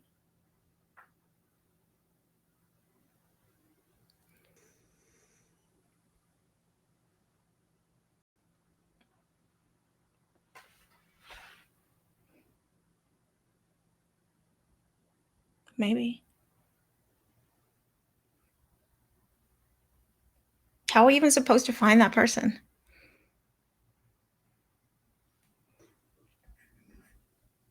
One step at a time. We got a Reyes, a Finley, and a Sato here.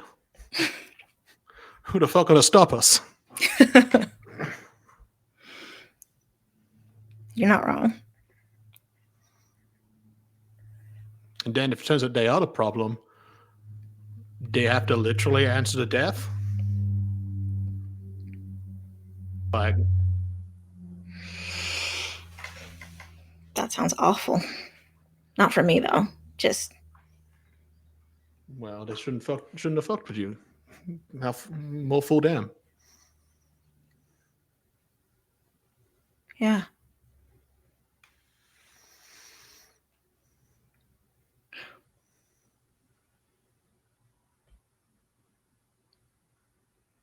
Thanks. What I do. That's what you do? That's what I'm trying to do. It's a work in progress kind of thing. What is? Well, like I said, everyone associates succubi with sex, but that's not what we're about. So instead of using it to manipulate people and put them into a position where I can control them, why not use my abilities and my knowledge so that I empower myself and them? Why not be the force of good?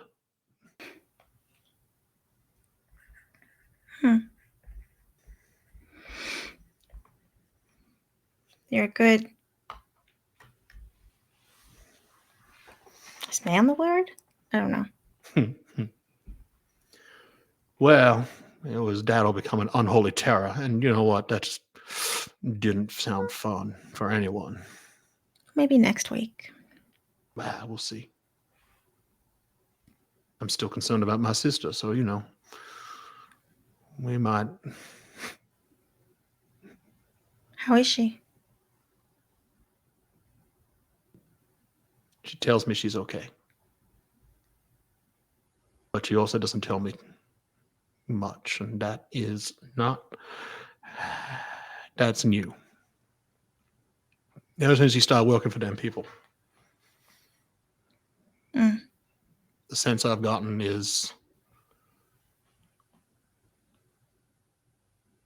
that she feels trapped. And that she doesn't want me to worry, because if I worry, I might do something stupid and I might end up trapped as well. Which I gotta be honest, makes me want to do something stupid. So, yeah. Yeah. No, I get that.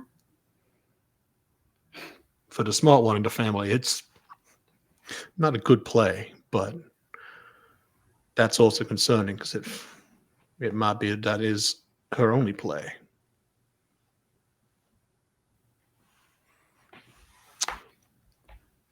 So instead of doing something stupid, I thought I might gestures vaguely at room.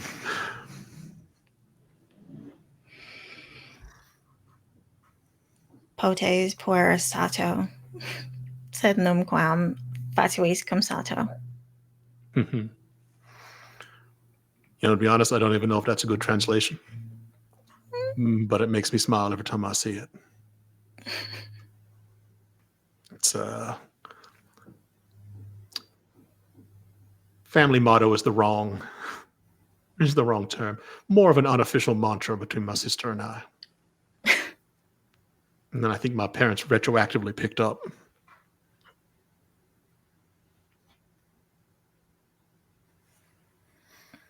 I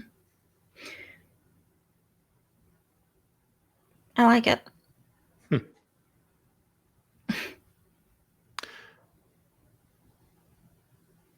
Keeps me focused. In a way. Reminds me what's important.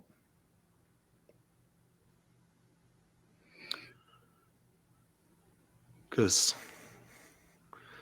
the other way to express that is you don't fuck with family. And like I said, you two now, Officially family. Sato approved.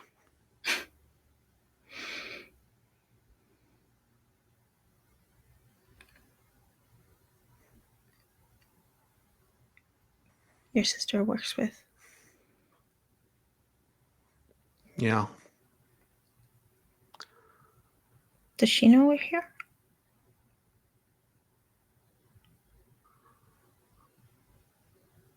Yeah. Had to get the family approval. Whole family. I don't keep things from my family. As a rule. The thing about succubi is, in general, we don't have reason to lie. People think we would, but Just like Margot. the whole point is generally are offering things that people will want. Why lie about it?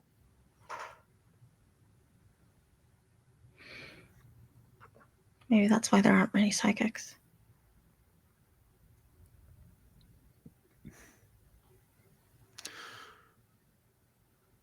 Imagine people don't like being told what they're going to do. Like to feel like it's there. That it was their choice, their say in the matter. And succubi provide that. No matter how bad it gets, even when it goes bad and you get angry, part of you knows it was your fault. You made the choice. They told you what would happen. Psychics make it feel like you don't have a choice, whether that's true or not. Not scary. You know, half the school, maybe just less now with the new year, but my aunt made sure rumors went around that we were psychic. Not that we necessarily saw the future or the past, but that we were psychic and that was why we were successful.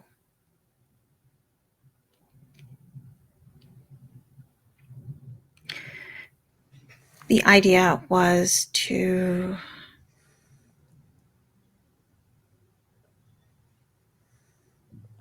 commodify.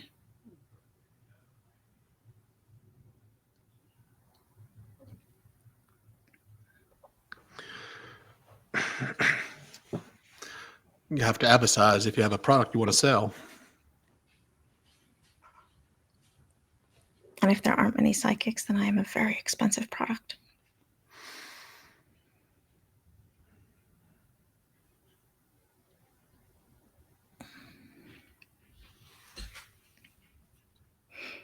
For a long time, I thought Margot knew. And that's why we were friends. And that's why. But she had no idea. And that kind of made it better.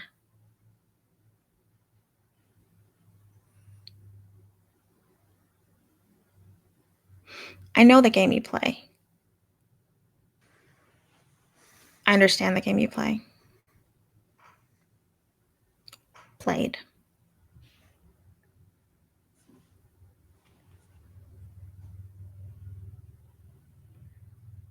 I don't play it. And I didn't like playing it.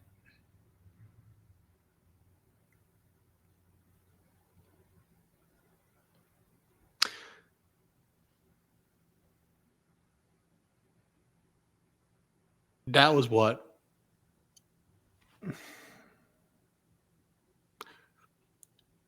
drew me to you, is not the right way to phrase it. Intrigued me, concerned me, confused maybe. I couldn't figure out if you were either really bad at the game or one of the best, if not the best, I'd ever seen. And the more I got to know you, the more the third option started to creep into my mind, and that option terrified me, and that was that you were the only person that I had seen that had actively chosen not to play, because I wasn't aware that was an option. I wasn't aware that you could just say no.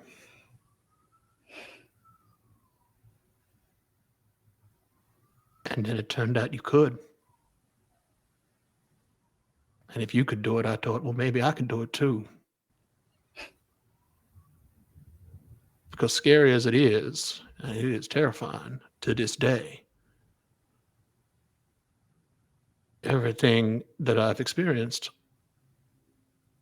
makes me think that it is the better choice.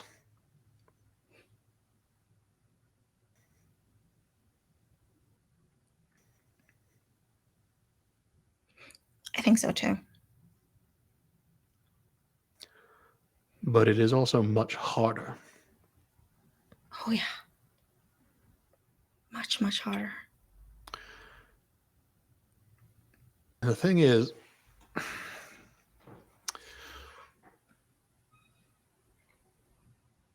when you're growing up, it seems like your aunt and maybe others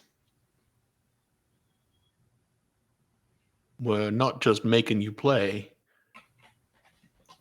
but making you play for them.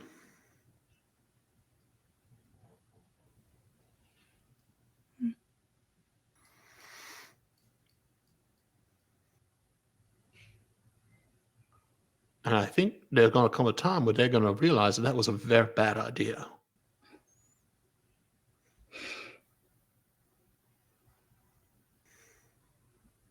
Because they're on my list of people that I would not want to cross. You are right at the top. And then there's Margot. And then there's the people that can melt my brain.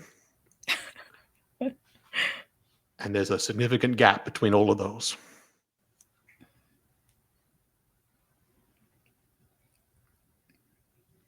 Careful, you don't want to hear Margot saying that you think I'm more dangerous than she is. Oh, I think she knows. That's why she tried to protect you. Because otherwise you'd have to do it, and then everyone else would be in a lot of trouble. She was protecting everyone else from themselves.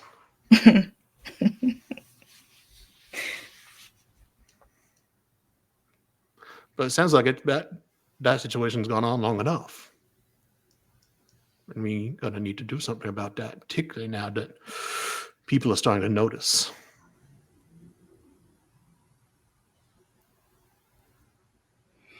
That puts you in a lot of crosshairs. Yeah.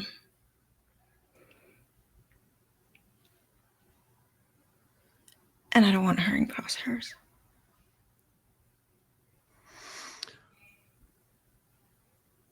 Well, just as choosing to not play the game is hard, I imagine this will be very difficult to achieve. But the outcome on the other side will be well worth it.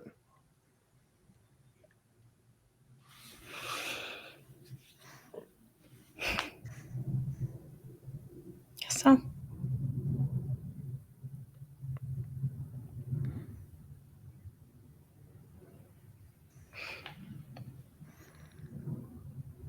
I have to ask. If you could go back to any time or go forward to any time and change something, what would you change?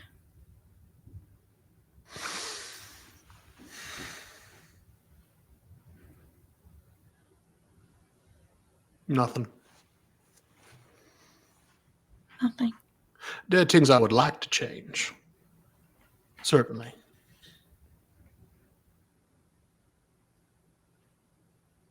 Like if I could go back and tell myself that this way is better, that what I was doing is not clever, is not healthy, that what I am feeling is not happiness or contentment, that what I was feeling was numbness. And if I thought that there was a way that I could convince myself of that years ago, sure. But that's not how it works. I had to go through that. I had to experience that so that I could make that learning, so that I could have that realization. All of that nonsense is important because it got me to where I am now. And I look back and I wish I didn't have to do that. That was not, that I wish that was not the way I had to go. Because some of it, well, a lot of it, I regret. But without it, I don't get to be me now. And I'm starting to quite like me now. And that is new, and I like that. So no, I don't want to change anything. Because it fucks up now. Yeah. But I imagine that is not always the case. Because if instead that I thought that I could convince myself, maybe I'd be tempted then.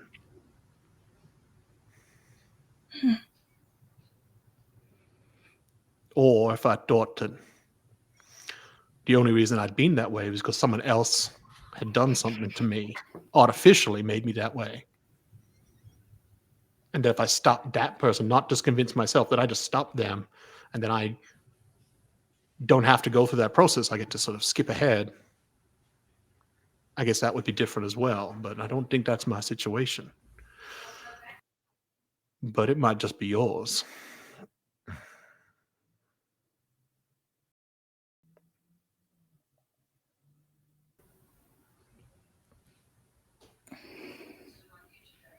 It didn't erase everything. I didn't change anything. I mean, we're talking about concepts that are well above my head. I mean, for me, they're concepts inside my head. That's true. Especially if it is us changing things, then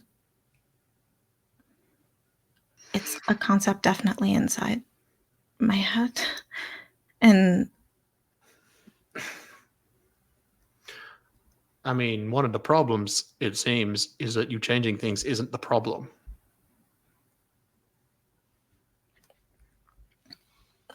okay, but if we did start doing things deliberately, or if we did do things deliberately when we were Do you want younger, to do that?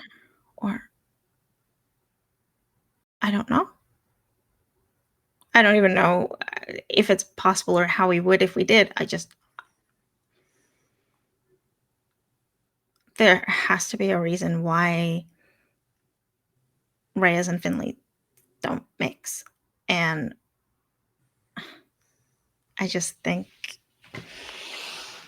I don't know.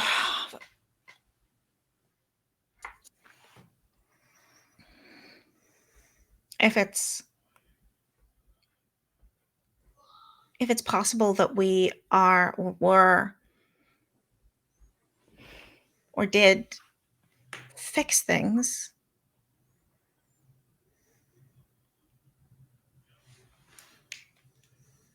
shouldn't we be trying to fix more?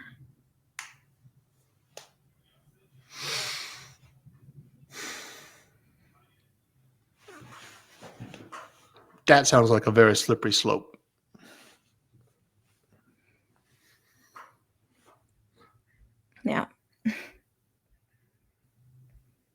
And I mean,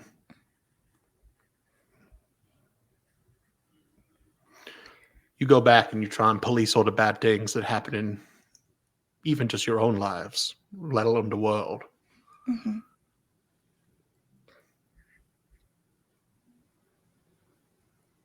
But then it's a question of whether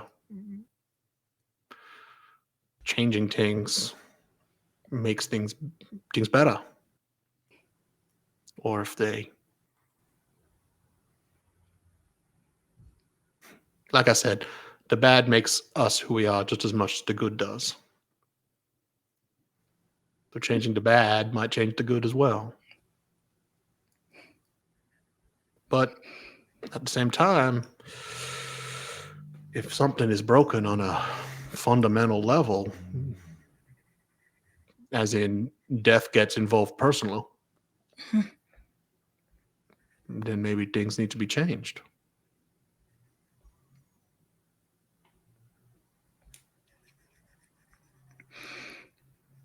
Margot and I haven't really talked about what would happen or what it means if it is us, something that we did or are doing or apparently will do. We haven't talked about it. I imagine that is a difficult conversation.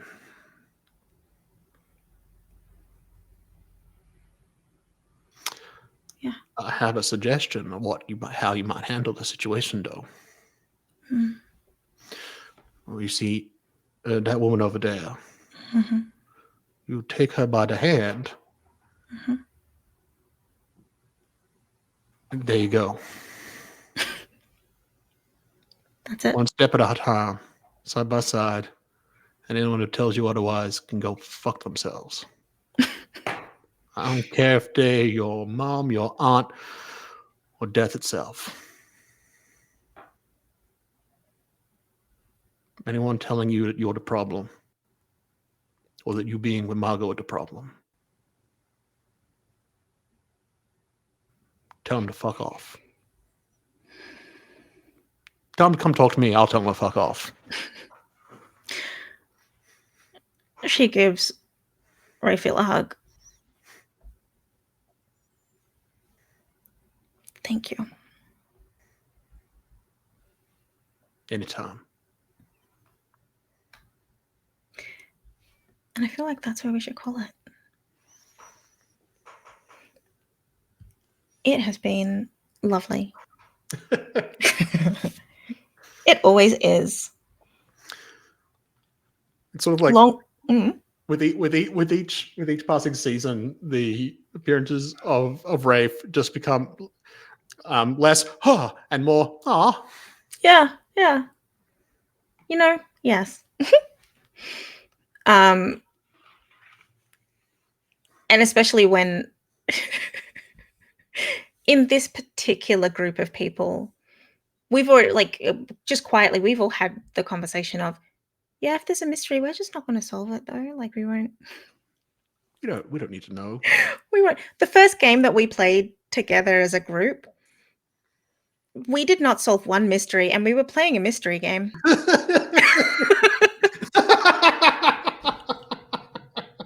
was a mystery game. And we did not solve one.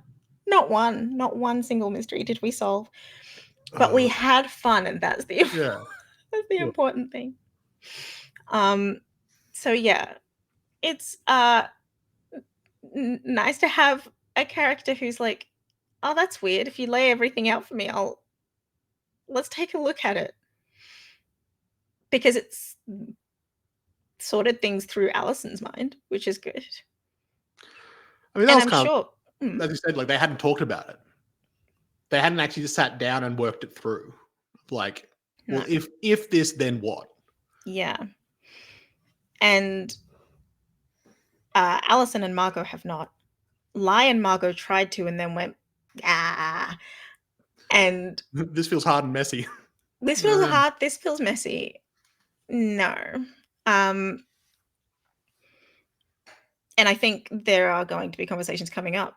And I suspect I have been advised that Margot would have given them the space of a private conversation, but I think that certain parts of it she actually would have heard because her name was said around it. Yeah, she would have heard bits of it. Like the majority of it she'd have heard even if she hadn't heard. So there are going to be bits that I'm like, hey, yeah, she'd have heard this bit. She'd have heard this bit. She'd have heard this bit. She'd have paid attention to this bit because of how Allison felt. She'd have heard this bit. So it's going to be that conversation. I feel like Rafe, it was kind of just the impression of like, she'd probably hear us. Like, she's a werewolf. Like, yeah, the assumption is that she can hear it all anyway. Allison just assumed that Margot can hear anything, anywhere, at any time. It's not anyway. It was at no point. It was a private conversation, but it wasn't a secret conversation. Correct. So next section is going to be all the repercussions of that and information that comes from that. I may request your aid should you be available for that time. I'm assuming it's going to be next week. I don't know for sure.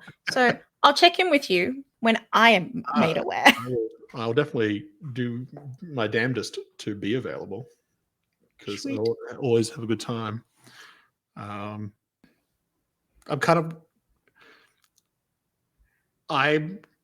quite happy with like the two dads conversation that left Henry being like, wait. You said what now? And so you've got these two dads being like, we got to do a thing. The way Henry's like, I'm sorry, they did what? You changed what and how now? Who changed what? My child? Mine? The one that's my one? I need to think about this. And then I will have a conversation with her. So if you're scared, Margot, there's a reason for that. Yeah, that wasn't Margot's fear is not, oh God, death has come to my house. It's, oh no, he's got to tell my dad. He's going to tell my dad. And it's funny because there's a whole lot going on about just there's a whole lot that none of them have spoken to. There's a lot of information that's being passed around, but no one is sitting and centralizing all that information. I mean, Allison didn't even tell everything she knows. I mean, she doesn't know everything, but she didn't even tell all her suspicions because, like, some of them sound stupid and some of them have no context. And I mean, that's kind of part of what Rafe does. Is like, all right, let's sit down. Like, he is somewhat analytical in the way that he works. Like he kind of. I do the one thing I am, I'm not, whether or not it comes up, but I am highly amused by it. Is that Rafe now has an ability to be like recall information about a situation based on their past experience. Yes. But one of the outcomes is you do remember, but part of the things you remember is that it's partly your fault. Ooh, your interactions, not only have you interacted with this person before, but because of that, now this. And the implications, it's just like dealing with a person being like, oh, no. I mean, just wait till someone tells Rafe about Tammy. Anyone at all. Hilarious. Because that is that incarnate, really, isn't it? But I digress. I mean, Rafe was very impressed by Tammy. Yes, and Tammy turned her down, but that was less of a I don't want to do this, and more as I recognize that I'm essentially heroin, and I don't want to hand you the needle. And Tammy said, "You know what? Time to go become a nun." You have been turned down so hard. You've been turned down so hard. You become a nun. Whew. Tammy has. The conversation of also like, it's like, no wait, Tammy, I don't know her very well, but the little I know was a lot. Yeah. Not many people know her very well, but the little, it's a lot. Hilarious. On that note, I'm gonna play the outro and get us out of here. So we will see the world soon. Hope if not here, then unlawful disorder, and if not unlawful disorder, then back here. So fingers crossed. So fingers far, crossed. Everyone's been so unwell. It's just like. I think I put in a tweet where it's like it's almost like we're just sharing the same sickness across the workplace, except none of us live near each other. Nah, but we will see y'all soon-ish, probably. Bye. Bye.